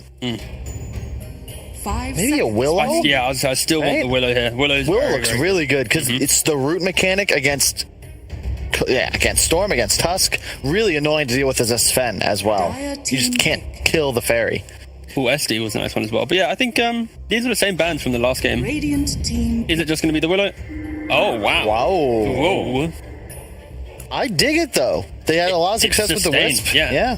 Winstrike's lineup is about, do we have God Strength? Do we get that critical zip off to kill them? And now, Void Spirit's elusive, Centaur's hard to kill, Lifesteal is hard to kill. The only hero dying right now is going to be the Grimstroke. And, Seneko, he thrives in this. How long was that last game? I think that might have been the longest of the season. I mean, it's like 56 minutes. I can quickly fact check you if you'd like. I can't think of one that was longer. Well, I'll check for you. Don't worry, mate. It's interesting how the meta's changed. The game. Oh my God! A last pick Timbers? No! Oh boy! Is it just me, or it feels like to me Winstrike forgot Centaur was in the game, and then AS Monaco Gambit forgot that Timbersaw was in the game. Wow, that's such a dream Timber. Yeah, sure, the Lifestealer can be a bit of an issue, but man, this is one of Cheshire Cat's best heroes. And you don't really have an answer on the side of AS Monaco Gambit. This is nuts. I was discussing how Gambit's draft is all that sustain, playing around the big cooldowns of like the Sven Ultimate, and that's about it. But now, with this Timbersaw pick, he plays off of the fact that the early entry to the game from Gambit is so hard. They're locked into items, not levels. So Timbersaw offsets that. Sven goes jungle. I love this last pick, and it is enough to put the balance into Winstrike. I think this hero, they have 2 of my favorite heroes in Dota right now, Storm and Timbersaw. Wow. They're infinite scaling. They have a Sven, so the team will scale better. And it is really just a mirror match of our previous game, where if you're going to win this as Monaco Gambit, you have to play with a lot more tempo. You need your Lifestealer ahead and running at enemy heroes with this armlet, maybe into Deso, maybe an Echo Saber, Rushed AC, something like that, and then playing with the Wisp, splitting the map, find kills, skirmishes all over. I guess the key thing is, even though it's an amazing Timbersaw game, if you can find the space on that to ignore him long enough, Lifesteal into Sven, of course, goes Lifestealer's way. You can then offset that, and now the win condition isn't online. So it's very much for Winstrike to utilize that Timbersaw, unlock the Sven's game, get Aegis, look to end the game before you have some mid to late game annoyance of IO, sustain. And Storm's just finding your Wisp all game too. So it's really just about getting ahead of that. I think shutting him down will be key. Kyle, you said it was kind of a mirror of last game. Why are you leaning more towards Winstrike this time around? I think it's just solid. It's just easier to execute. I like a Sven more than a Jug. I like Timbersaw just in general. And against all the strength here. Yeah. Timbersaw's kind of like the X factor here. Yeah. All right, we'll see if that Timbersaw does manage to even out the series for Winstrike. Let's head over to ODPixel and Fogged. Thank you very much, Cab. Yes, we had a pretty crazy game 1 of this best of 3. Fogged, seeing the draft set, are going to get just as crazy of a game this time round, or do you feel that someone has got one of those heroes that's going to sort of just control and be king of the whole game? As it does seem like the panel, they really rate that Timbersaw final pick here from Winstrike. How did they get a last pick Timbersaw? And this hero has been banned like first 4 most games. I'm very surprised it made it through, especially if they're going to be going for the IO pick. Right? IO overall suffers a lot versus Timbersaw. You don't provide lockdown for your team. He's able to get on top of you. He's able to always just bring you down so quick with that pure damage, and the Whirling Death, of course, with the stat loss. I don't know. I'm just surprised to see it make it all the way through. But the good thing from Gambit is they do have very aggressive heroes. Just like last time, the Void Spirit, in particular, no one this time around, should be pretty free. There's a lot of telegraphed stuns. Just have to watch out pretty much just for the Storm connection onto him. Besides that, no one should have pretty solid game on them. Just like Rebel did last. 30 seconds to battle. All right, well, let's see. Let's see if indeed Cheshire Cat can have a bit of a better time this time round, at least at the start, because we saw him struggle a lot last game in the laning stage. Yeah. I'm a bit worried. I'll be honest, because of the way the Dream played in the last. Because a lot of this game is going to be up to the Lifestealer, what he builds and how he plays overall. And he made so many mistakes. He actually made so many mistakes in the last game that just brought Winstrike back. And this Lifestealer is like the most important hero. Like his build has to be perfect. Well, let's see how Dream's able to do this time round. And we'll, of course, again have the strong backing of the IO. But they don't have the strong backing of Afterlife, who pretty much kind of took that game into his hands of carry from the offlane. Centaur, you're not going to be dishing out them. You're going to be dishing out the control. So, see if Afterlife's able to at least do that front. I'll be interested to see how well no one can do in the mid matchup against the Storm, because you know sometimes we have seen Storm Spirits just straight up win the lane against Void. Yeah, he should. Storm should be able to take advantage of that one quite nicely. It's gonna get pushed in all the way, so no one should be able to farm under his tower here. But that also means Rebel, he's at level 2. There's no denies coming out from the Void Spirit yet, so he can bully no one just a ton of clicks. And he did actually do this, so it's gonna be the Grimstroke as a 4. In a way, playing with the Centaur, and the IO has to just play with the Life Sealer top. So it's a bit of a switch up. We don't see 4 quote-unquote Grim played very often. Oh, well, I mean, and what does this sort of mean when you've got this here in this position? Is there any sort of item that you're looking to rush early? Like, what are the benefits of having it played down here? Well, I think it's just that he wants to have a strong lane with part that they can actually contest range creeps. IO doesn't provide you a way to secure range creep. Yeah. Grimstroke will. So I'm saying 4, you know, I said quote unquote, because I think he's going to kind of be relegated to the 5 position at some point anyway, because that's just how IO works. If he can't secure range creeps, I say that as he actually just sets up the range creep for deny down bottom. And then top lane, Cheshire Cat, what can they do to sort of stop him from having such a good game as the Timber? Is there any sort of... You feel whatever happens, Cheshire Cat is just going to have an easy time? Like that? Yep. They'll have to win the game around him. Yeah, no, there's nothing they can do to push him out. He's got level 3 already. Their heroes just, they don't do damage. Like, they can chase him and be a little annoying. Dream can just sustain through him, but killing him or pushing out a lane, no. They'd have to bring like a 3rd and 4th hero or something like that, which you're not going to be doing so early on. Sustain game works though. As you see Dream, he just hits him, hits the creep as well. He's able to just keep full health with the overcharge as well. Immersion just has to be very wary of his positioning. He's the only one who can really die up here on both sides. Only way to Tusk dies, Yamich, is if he makes some huge mistake like rolling in or playing under tower. Bottom, Cookie does get dodged. Sineko actually gonna live because of that.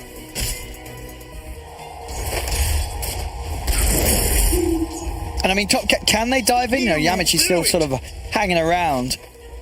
You know, is there anywhere else that he can look to set up action, or is just this top lane really? Like, because he's not really needed to be here with the Timbersaw, is he? Like, Cheshire Cat will farm this lane happily solo. He is blocking the camps though, so he's ensuring that the XP is getting split between the IO and the Life Sealer. So there's at least that, but I do want to see him maybe make moves pretty soon. Like, Cheshire Cat is perfectly fine up here, so I do think Yamich can open up the map, look to make plays bottom, even in mid. Sineko cannot be. Steps up way too far.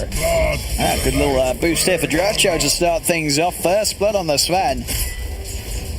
I was about to say, I don't think we're going to have a kill for a while too, because these lanes they're pretty static, they're pretty boring the way they will be. It's only a misplay that will cause that to happen. Sineko heavily misplays. He just walks right up into the 2 of them there. Pentleman now gets a pull off too because of it, so we'll reset that lane position a bit. But Afterlife, he's kept the creep wave right outside the tower. Oh, and look at that. So he's got... Okay, so I guess with the Grimstroke as well, he's playing more about a kill Centaur rather than just the lane retaliate sustain. He's got 2 points in double edge. Usually you see just 2 points in retaliate, run away. You play more of this passive style and you farm against them. Okay. Nope, they're going to be looking for kills. He's 2 points in double edge, so... Yeah, I mean, will there be opportunities for kills, or you think it's going to be kind of hard against the Snapper Sven? I think it should be pretty hard. Yeah, I mean, they can get the Snapfire if he, like, messes up with the Cookie or something like that, but the Sven, I don't think they'll be able to get the Racho unless, again, a huge...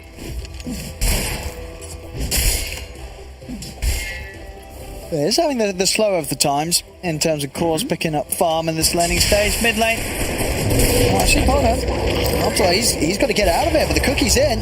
Inkswell Stone buys him some time, pulls us out.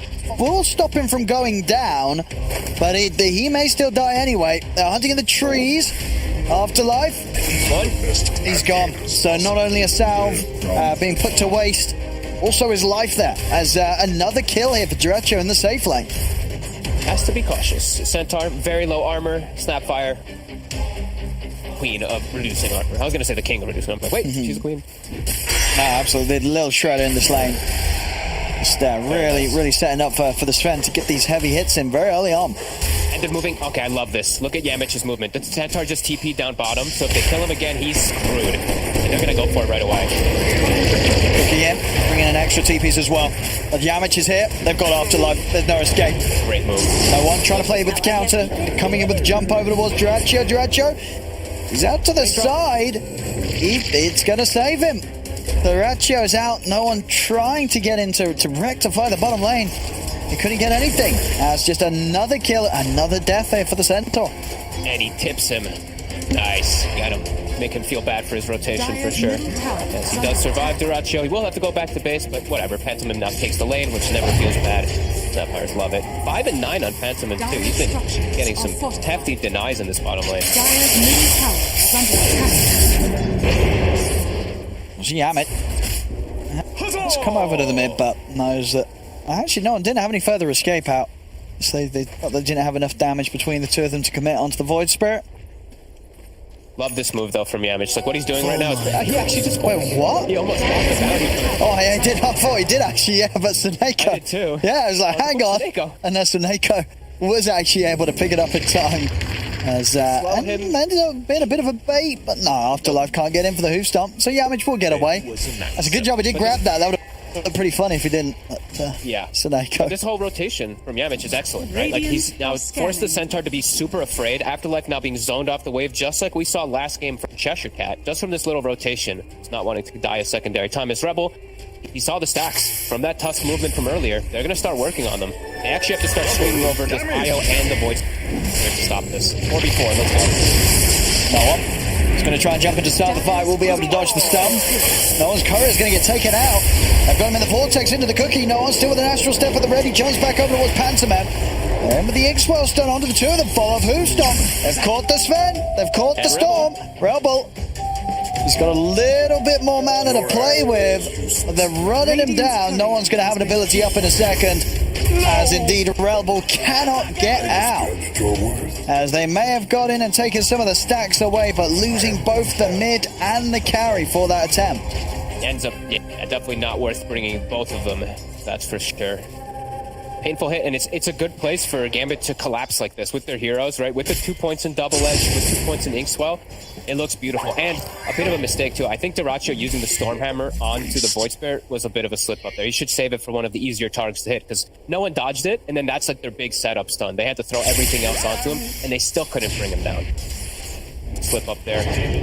From the side of Winstrike, I didn't see who cleared up the whole stack, though. I think it was a bit split. They're going to jump in along the river. They're going to try and get in on this. The Snowball will save him for the Inkswell stun.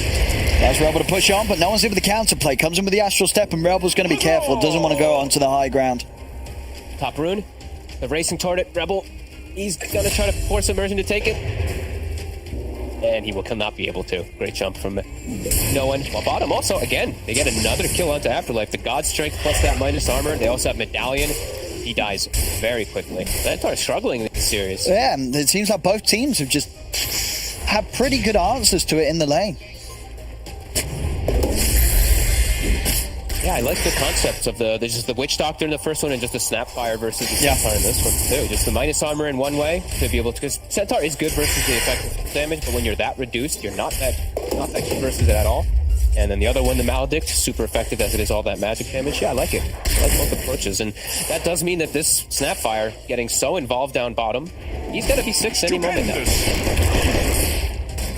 Radiant's middle. That's going to be a fast time, and they've got pretty good ways to set up for Pantomime to sit at the back of the fight and get the kisses off. Whether it be Afterlife is still 5, so no stampede. And the Snapfire is already 6. This next fight could be huge if Winstrike's able to get a positioning Snapfire. But Gambit, they're rotating down. Pantomime pretty dead here. There's no one They took it personally. able to get him with the jump. The Arcane going, he'll continue to push on. You might know that there's a ward down bottom somewhere because of the way that no one did jump instantly. Top, we're seeing Dream doing a great job. He's just rushed that Maelstrom versus the Timbersaw. He's able to sustain versus him decently. Radiant structure. Be a little careful up there. It's actually he's got Immersion around. Cheshire Cat's got a TP down bottom. As he's going to look to just move over here and position himself so he can stop them from taking an early tier 1. I like it. Yep. I like that whenever I see these movements from Timbers. You're just unkillable beast. Don't let them get any type of map advantage. 10 minutes hits. On there is Dawn. I mean, he's getting a lot of action here on the Void Spirit. Finds the setup onto Yanich. The Phantom's Embrace, keeping him completely silent. There's not a chance. Rebel's coming in with a haste rune. To try and find Seneko in return. Gets the silence out, but Bug's taken away. Seneko will still be found. Rebel able to get something in return here. Both mids starting to get some kills. Yep.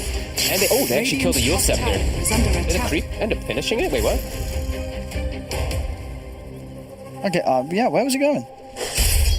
I guess it must have. I thought I saw the Snapfire hitting it, but that looks like a creep maybe last hit it? Like a Null Assassin, Fool Assassin or something hit it? I don't know. That is the Yule Scepter, at least the recipe dead, and he would have it done now, too. So a minute and a half where no one is not going to have that. Yeah, how are we doing on the Orchid timing for Rebel? He's very close to it, so he's actually going to be able to have it for a bit of a window now where he'll have the Orchid and the Yules won't be ready for no one. That will be huge. Yeah, if he makes the move in the next 30 seconds or so. And he's got Fairy Trinket too, so perfect pick up for the Storm. Ancient's now starting to get worked on for Afterlife. He's now gone back into the Retaliate build after putting points in Double Edge. Looks like they're attempting to go for a smoke here, but the creeps keep hitting Afterlife for a sec. Let's see what they're able to make. If they can catch Cheshire Cat alone with 0 stacks, they might have the control and damage, but is that the target you want to go for? They will be. They're going to try, see if they can burst him. Have they got enough damage? Yeah, with Dream coming in as well. They will. They need to commit a lot. Relocate spotted. Yep. Phantom sees it. And they do it on the way back. Rebel. There's a position. Dream's going to come back over, but the IO very dead. And they get Dream as well. They got the punch up. Rage comes to an end. Dream's into the creep though, and the backup's here. No one. Jumps in with the Astral Step. They're able to soul bind the two of them together as Pantomime and Jamich will be punished. As ASM Gambit, they can swing over in time to make sure that, that they punish Winstrike for trying to stick around and fight on the return of the IO. And they're doing it with speed. That's the important thing that we saw last time also from Gambit, just playing quick around the map. And that was the window, right? That was where Storm has Orchid. The Yules was not finished up from the Void Kids at base. The Yules is now coming out to beat them. So it will be a little bit harder for Rebel to find that target at least. Radiance are scanning. Dream getting the time and space now to clean up the Ancients, get the Sanj out on top of the Maelstrom, so that combined with the backup of Immersion is going to make him a rather tough target to jump upon. I want him to get the Halberd. I think I'd like Halberd Maelstrom this game, and then he can go for something like Scotty. I think Scotty's still really effective versus Timbersaw on Sven. You know that they're going to get BKB on Sven eventually, Timber's health reduction, and just the chase overall. I think that could be a really nice if Dream's able to get it. Really diving forward here. And then they're diving in deep here. And they'll be able to burst Afterlife. No struggles there with the setup of Rebel heading in from the side. Now they'll give them the space to probably take this tier 1 tower. No one's still hanging around. Just you can't diving in onto Seneko. Radiant structure. Seneko, he doesn't want to mess around with his Timber anymore. Immediately TP's out. Has fallen. You get the tower, Winstrike. D-word. Done. Edmund's still not able to find a window to use Mortimer Kisses. Feels bad when he was level 6 so early on.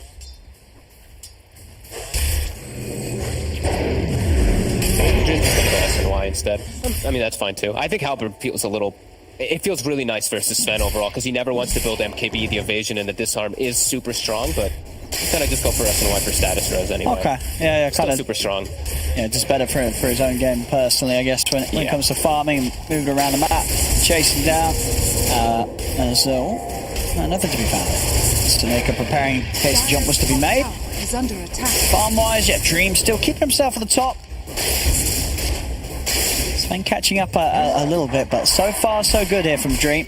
Radiant's bottom tower is under attack. Very close early game here. This Lifestealer just a bit ahead of his counterpart. Now we see Gambit, they're finding a window to push bottom. They have spotted Afterlife up top though. Even though he's Vanguard with Centaur, he's only got 5 armor. So Medallion plus Little Shredder and Tag Team, they'll kill him in no time. Radiant's bottom tower is under attack.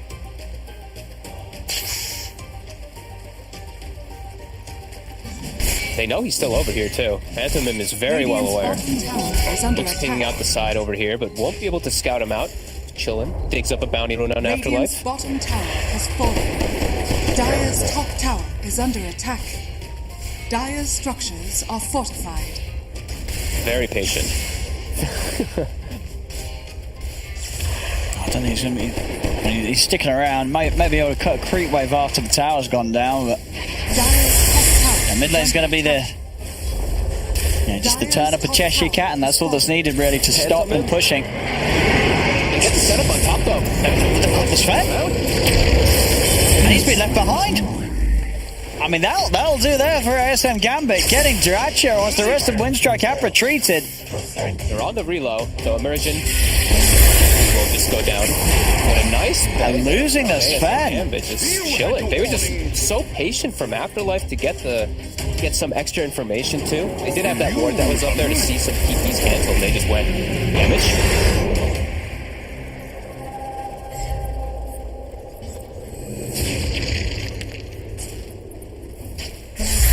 Trying to see if they can... That's hurt.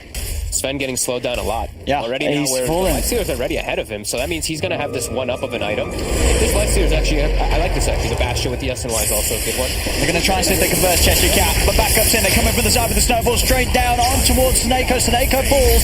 Damage getting turned upon him by Dream. Dream's got the damage. They take down damage in return. They're going to look to try and chase for more. Realball's low on mana.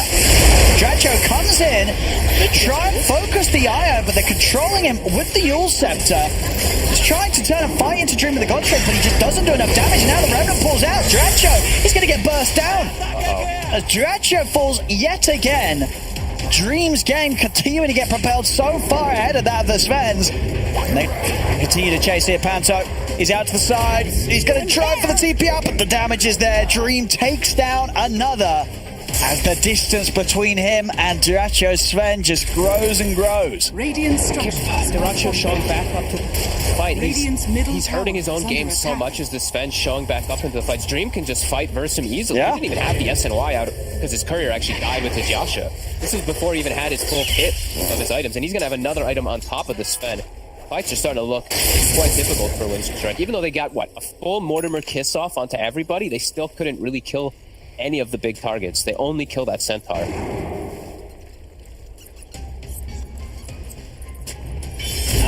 It's just a 1k gold difference, but we're really feeling the difference in the carries. A lot of weight on Winstrike's other two cores, the Storm and Timber, to really pop off in the fights.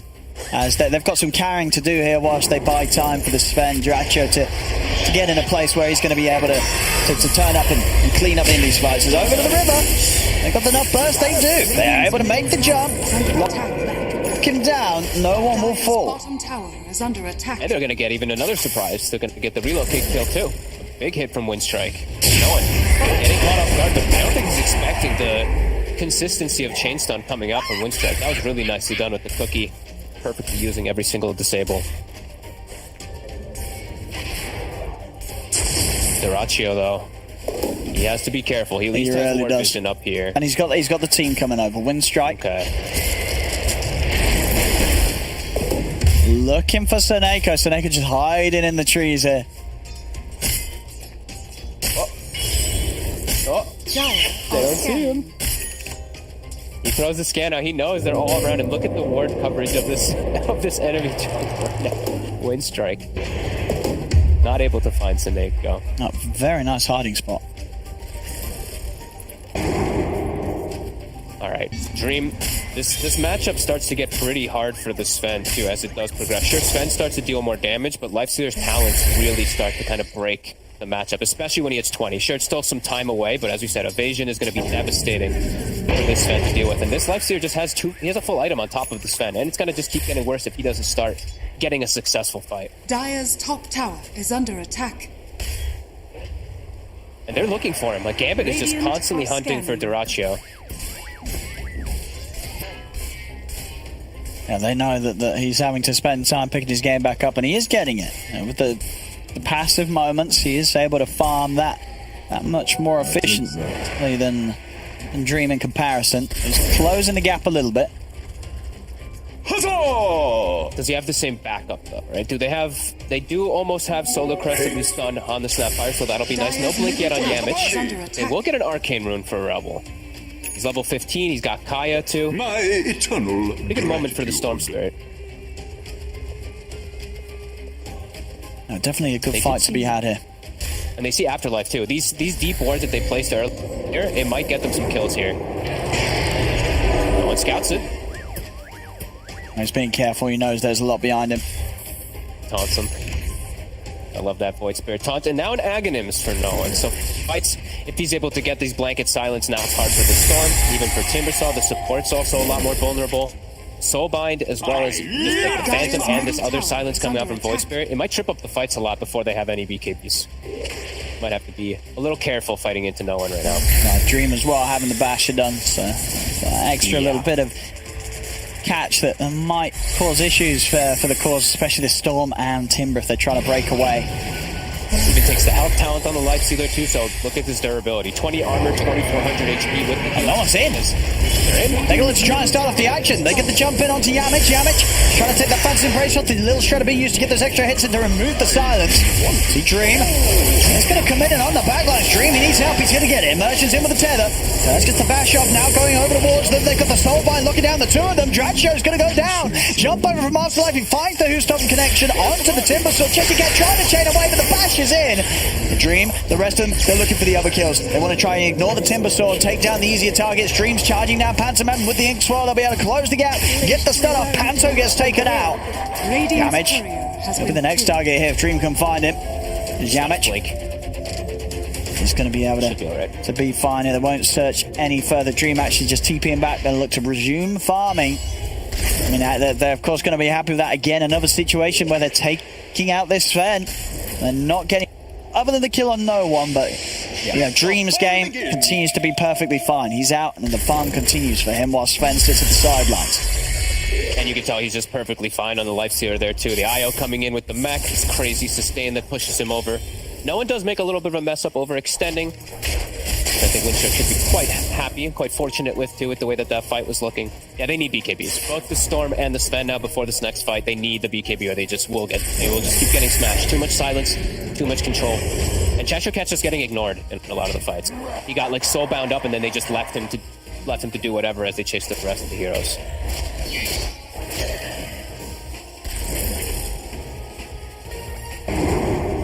Well, it was the rush maybe here, SM Gambit. This is good force. I mean, Winstrike's ready to fight. Yeah, without BKBs, like there's just no way that they can take this head-on fight unless they do some massive outplay. SM Gambit. They're holding strong in the pit. What can Winstrike do to try and push them away? They know they're in there. Maybe look for a steal with Rebel if he times it right. In fact, no one. He's actually going to start the action first. And make the jump with the Astro Step. Look at the backlines. Gets the silence out with the pulse. They're focusing Yamich. See the zip in from Rebel on the backline stream. He's able to find his way over towards Dracho. If they control him with the Yules, the rest of Winstrike trying to swing round to help out Dracho. Front the stun onto no one. Yules control onto Dream, but they can keep on pushing on. They'll take that Svenja to get it. It's a great kisses from the side here from Pantomime. Actually enough to set up to get the four of them. And Pantomime may have just saved the fight. He absolutely has. They get the cleanup. Triple kill for Cheshire Cat as Panto. Perfect position. They couldn't get anyone on top of him. As his setup there with that amount of damage gives enough confidence for them to just keep on fighting and turn the entire team fight around. And that's pre-BKB that they're able to take that fight. Just everyone, I want to see it again, they all just hugged. Everyone on top of each other, like four-man whirling death, four-man chakram. That was kind of the only dream situation that Winstrike could hope for in the fight. Just overextending, just focusing too much on the Sven. Rebel just able to do everything that he wants inside the fight, and like you said, the kiss is perfect. Yeah. So much focus on this Sven. They just have both of their cores trying to bring down Duracho. In fact, all three now. Afterlife jumping in as well, but there they are. So they get caught in the combo. Cheshire Cat and Pantomime's damage flying in. Back in action though, Cheshire Cat. Back in the game, and he's dead. He is dead. They did, of course, finish off Roshan. Winstrike. Aegis on Relbel. it's still a huge window. Like they got Roche in a position that they probably shouldn't have because of the state of not having BKBs into all these silences and control. Storm is level 18 with BKB, with Arcane Rune, with Aegis. One of the best heroes that you can possibly have to carry it. And the Sven now pretty much has BKB too. So the fights now for them will be a lot easier to approach. It's going to be much more difficult for no one to start the fights the way he has previously, just jumping in and trying to get that initial setup. Cores are going to be ready. Now, 3k up Winstrike, closing that gap. Dream may still be at the top. The rest of the core starting to fall behind, as you see Afterlife. Certainly his farm has slowed down completely. Yeah, not going to be able to do the same thing as he did as an Elder Titan. He's just the controlling the buff ups for the Lifestealer, who now is level 18 too. He doesn't quite have his Satanic done, but I think he wants this just for the Dispel in particular versus the annoying Orchid that will be coming out always. But is that going to give him enough damage? Sven, as we said, Duracho starting to catch back up. Same thing with Rebel. Dire's middle tower He's having a hell of a series on his Rebel, even though they lost that last game, like we said. 5-1-7 this time on the Storm too. Let's see if he can close out the victory this time round. As you said, he did pretty much everything he could in that last game. No doubt about it. A man to watch out for in a lot of these games. Radiant's top tower is under attack. I mean, there's some Gambit. Do they want to try and fight whilst the Aegis is up on Winstrike? Or no? I think if they can look for pickoffs because they have relocate, but it's Winstrike constantly hunting them right now. That Rebel straight in. A big zip here as he tries to get aggressive down around the bottom lane. Immersion and Dream keeping it hidden in the trees, but Cheshire Cat's going to hunt them down. Radiant's top tower is under attack. They feel so much stronger because BKBs, they're just not at risk of getting caught now with the two frontline heroes. They don't have to worry so much about that annoying Void Spirit, annoying Inkswell stun combo from Centaur. They just have to kind of dodge for some time here until that Aegis does get reclaimed, but it gives Winstrike so much time to catch up. Duracho, he's fully recovered. No, we see Dream trying to get the Satanic done. Do you like this, or do you feel it could have done with going for a bit more aggression of his build, getting some more damage online?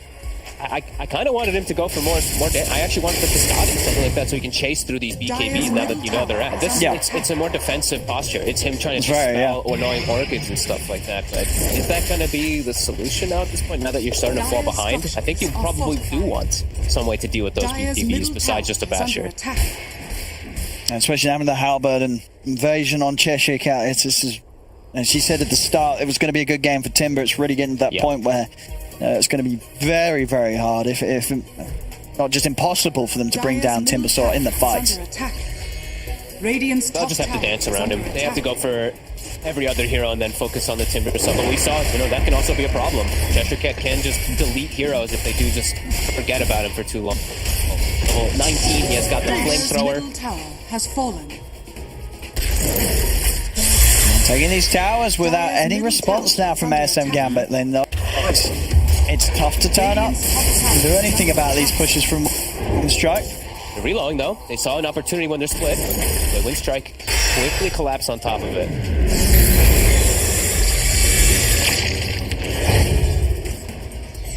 Cheshire Cat just knowing he can stand here at the front and never going to be making a jump onto him. His Dream is very close to having the Satanic complete. Okay, and he does find an Elven Tunic, so Elven Tunic, and when he gets to 20 talent, that evasion will be a bit annoying for the Sven to deal with, because he's never wants to build toward that MKB, as we said earlier. Oh, he just blocked his Ancient Cap. Oh, that feels bad, Dream. Radiant are scanning. Nice. And he's spotted down here. They know. So, I mean, they're going to keep pushing on top. And they're hunting in the trees. And they'll be able to find him. Soneko, he's caught. Really starting to fall apart here a little bit, ASM Gambit. As Winstrike, they're just making all the moves, taking all the objectives. Getting that roast out of Aegis was huge for them. As it's absolutely just put them straight in the lead now. Yeah, I mean, winning a fight 3 BKBs versus all of Gambit's timings was absolutely instrumental for them. I mean, they're just going to push high ground. Yeah, what do you do? How do you stop this? They're going to try. Immediately gets silenced as he jumps in. Gets the Lotus off. Dream tries to jump with the heels to help out. That far one's able to jump to the backlines with the silence. Rebel committing with BKB onto Snako. Snako is going to be fine, but no one won't be. They get the control onto the Void Spirit. Dream getting healed up by Immersion, but does he actually have the damage? The X-Force Stone will go off onto the three of them. They're focusing the Sven. They are able to take him out. Draccio goes down. Yamich, he's running with the spy legs, but he won't be able to escape. He also falls. Cheshire Cat's able to get in and cut down Afterlife. See if they can bring down Cheshire Cat. Silence in place. And Rebel, he's jumping back in on the backlines. He's been able to get in over towards the IO. They turn the silence. Rebel's actually going to end up dying for that attempt. Panto as well won't fall. A triple kill for Dream. As I mean, it cost them a couple of buybacks, but they hit back very hard against Winstrike. That Winstrike losing a lot on that attempt from them to try and break the set of racks. The racks stay up. ASM Gambit are able to defend. Rebel just gives his life. He jumps in trying to get a kill on a support, but just dies. Quick Orchid, quick removal by Afterlife with that Lotus Orb, kind of turns everything around, resets the positioning of the fight. No one gets completely annihilated from the chase stun, but it does allow Dream to kind of clean up inside of the fight, just hitting everyone. Afterlife gets a good setup stun at the back. And back in action, Cheshire Cat. He's got to be careful here. He's got the four of them going on to him. They've got the bashes. He's going to be able to get up to the high ground. Ooh! Halberd saves him. Well, I mean, that was very, very close there. Damage. Gonna be able to catch the Snako here on the way out, and with the snowball they're chasing in. They've got a stampede from the Remnant as well. Actually does hold back Draccio. Shards are gonna miss. They're controlling him. Afterlife, no. They're gonna jump back over towards him, but the cookie's in. Over towards Afterlife. BKB's out. They're committing onto the center. They'll take him down. Afterlife falls. So Draccio can get more here with the BKB. Got strength. He's looking to Immersion. Controlled by the snowball. And hit for two. Roundball's ready to dive in for the backlines. Catches Snako here on the retreat. Limicate, is it going to save him from the soul burn damage? It won't. Dust is out. Cheshire Cat gets the kill. Right back the other way. Rebel very low on mana, but a great chase forward, just getting all these kills. Afterlife they're trying to save Snako there, and they actually get themselves triple. 3 heroes dead because of it. Just Stampede trying to bail him out. Dyer's and back straight up the top. Draccio. We'll be able to claim Dyer's top barracks has fallen. Yeah, this time around, ASM Gambit, they won't have the defense to push back. Dyer's middle tower is under As they might get more than just a one set. The mid lane also getting pushed in by Winstrike. Dream, what's the move? He's going to start cutting creep waves, but they've already got a couple coming in. So Winstrike, they're not going anywhere. They'll push on. Flamethrower back up in 2 seconds. Look, Rebel. Whoopsies. Well, he was a little scared. The Afterlife's actually able to get the stun onto the two of them. Snowball Cookie out to the side. They're trying to get out now. Cheshire Cat and Yamach still on the front lines. They'll commit over towards the center. No one jumps across with the Astral Stamp. He's got the damage to take down Yamach. Yamach falls.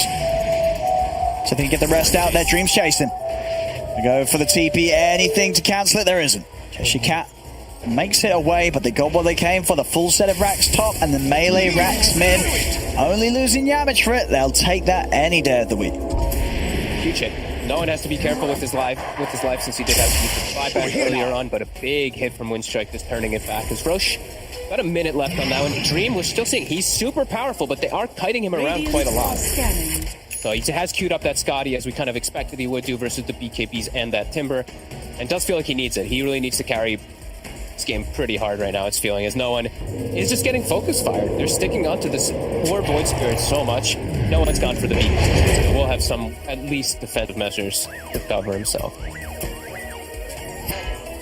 Yeah, for sure, he's just not having the chance at all in these fights. One step in the wrong place and it's getting blown up there. This fan's certainly hurting. If they can set up for Draccio to close up on his targets, and last 3 times with Rebel, Yamach's initiation, they certainly have. And they're smoking. They're looking for no one again. Whoa.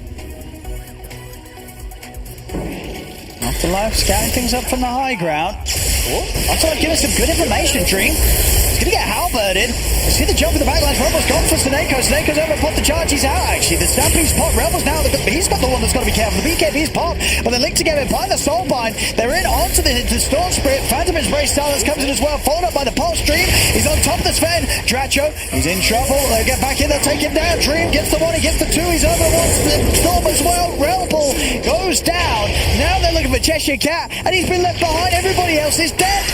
The Bloodstone heal buys him time.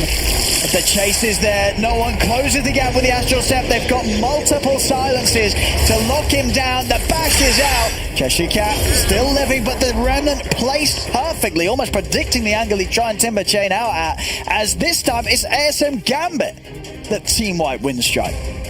BKB from no one was the absolute difference. And great positioning, as you said. Afterlife up on the high ground. Where was Snapfire ult, right? He just completely sat on Snapfire, so she couldn't actually walk into the fight at all. She was completely zoned out, and no one with his BKB. He pulls the attention of absolutely everybody on the side of Winstrike. He controls them in effectively, it's like 9 seconds of his BKB. He controlled the whole Winstrike team. Lifestealer shows up, the BKBs are down on the Storm, and Sven, he just goes to town. Hey, really, we'll see this again.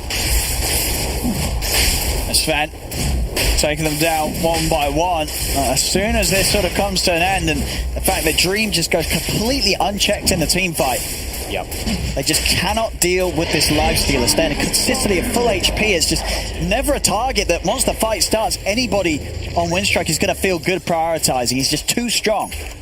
And that was pre-Eye of Scotty. So now for the next fight, he's even stronger on top of it all. And now no one has his own protection. You know, instead of the BKB last time, now he's got a cheese too. And some Gambit maybe have found their footing now after that last big fight. Dream, an absolute monster with the IO behind him. That's just huge. Radiant's middle tower has fallen. They come out with the smoke here, Winstrike, but what kind of jump can they make? And Rebel's going to try. Found Seneko.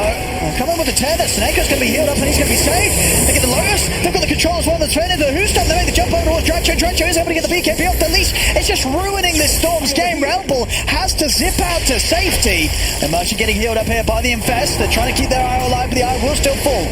Dream, you're stuck for now. Afterlife moving in position. Looking for the stun control. Yamish is going to get bounced aside by the Cookie. Dream and no one. They're chasing down Drancho. They're going to be able to buy a bit of time here with the Invis, but the sentries dropped down by Seneko. They'll continue to push on Relbel. He's caught by the Remnant. Relbel's going to go down. They've lost the Storm. Dream's ready to turn over towards Yamich and Pantoman.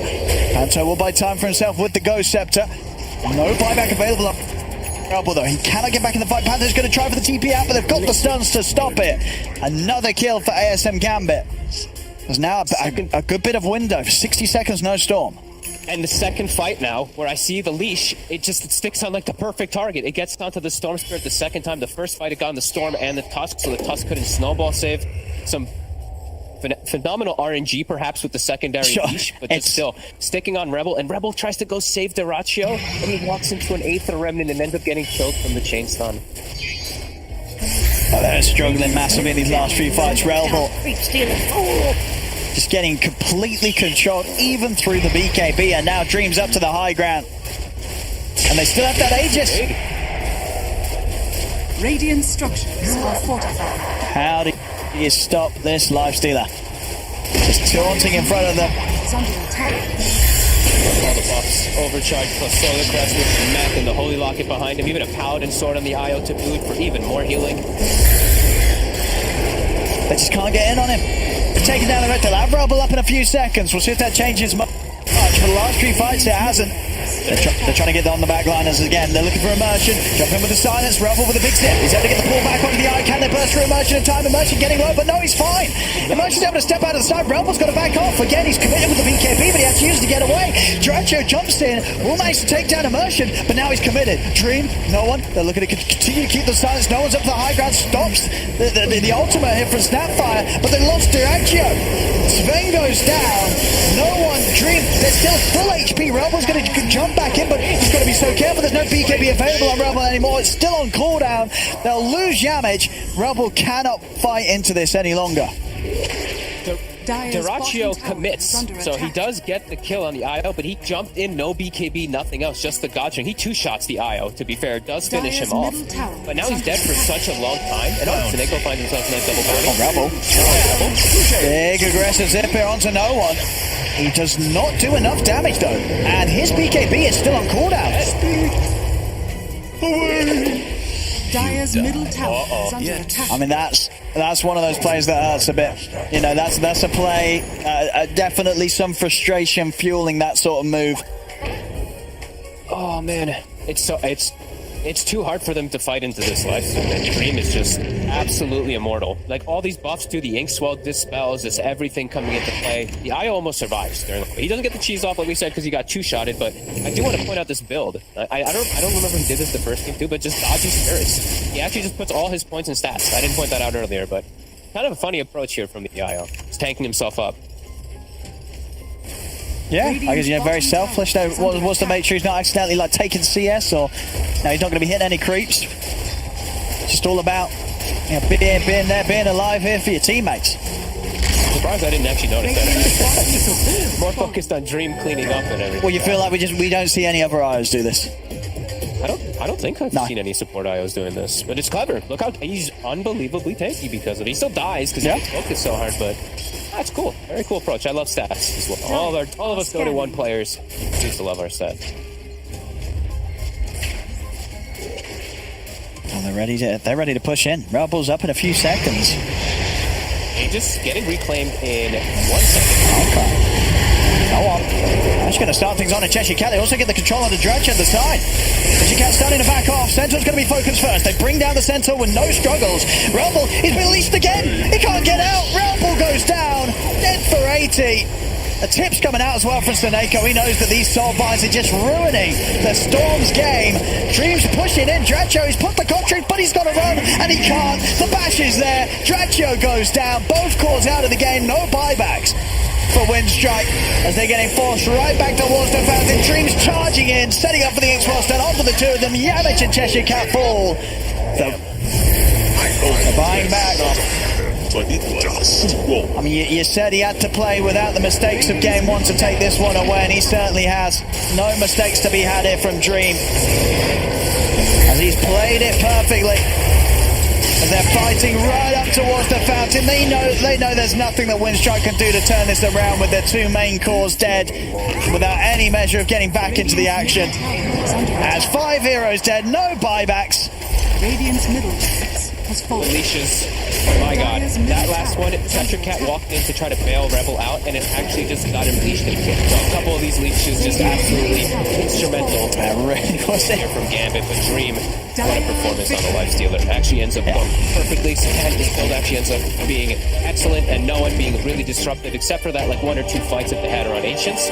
No one does a great job of just being so annoying. He just jumps on 3 or 4 heroes, keeps silencing and disrupting the backlines. Yeah, excellent stuff. 15-1-16 on the Lifestealer, and just backed up perfectly. Yeah, so many fights as well. I feel we saw,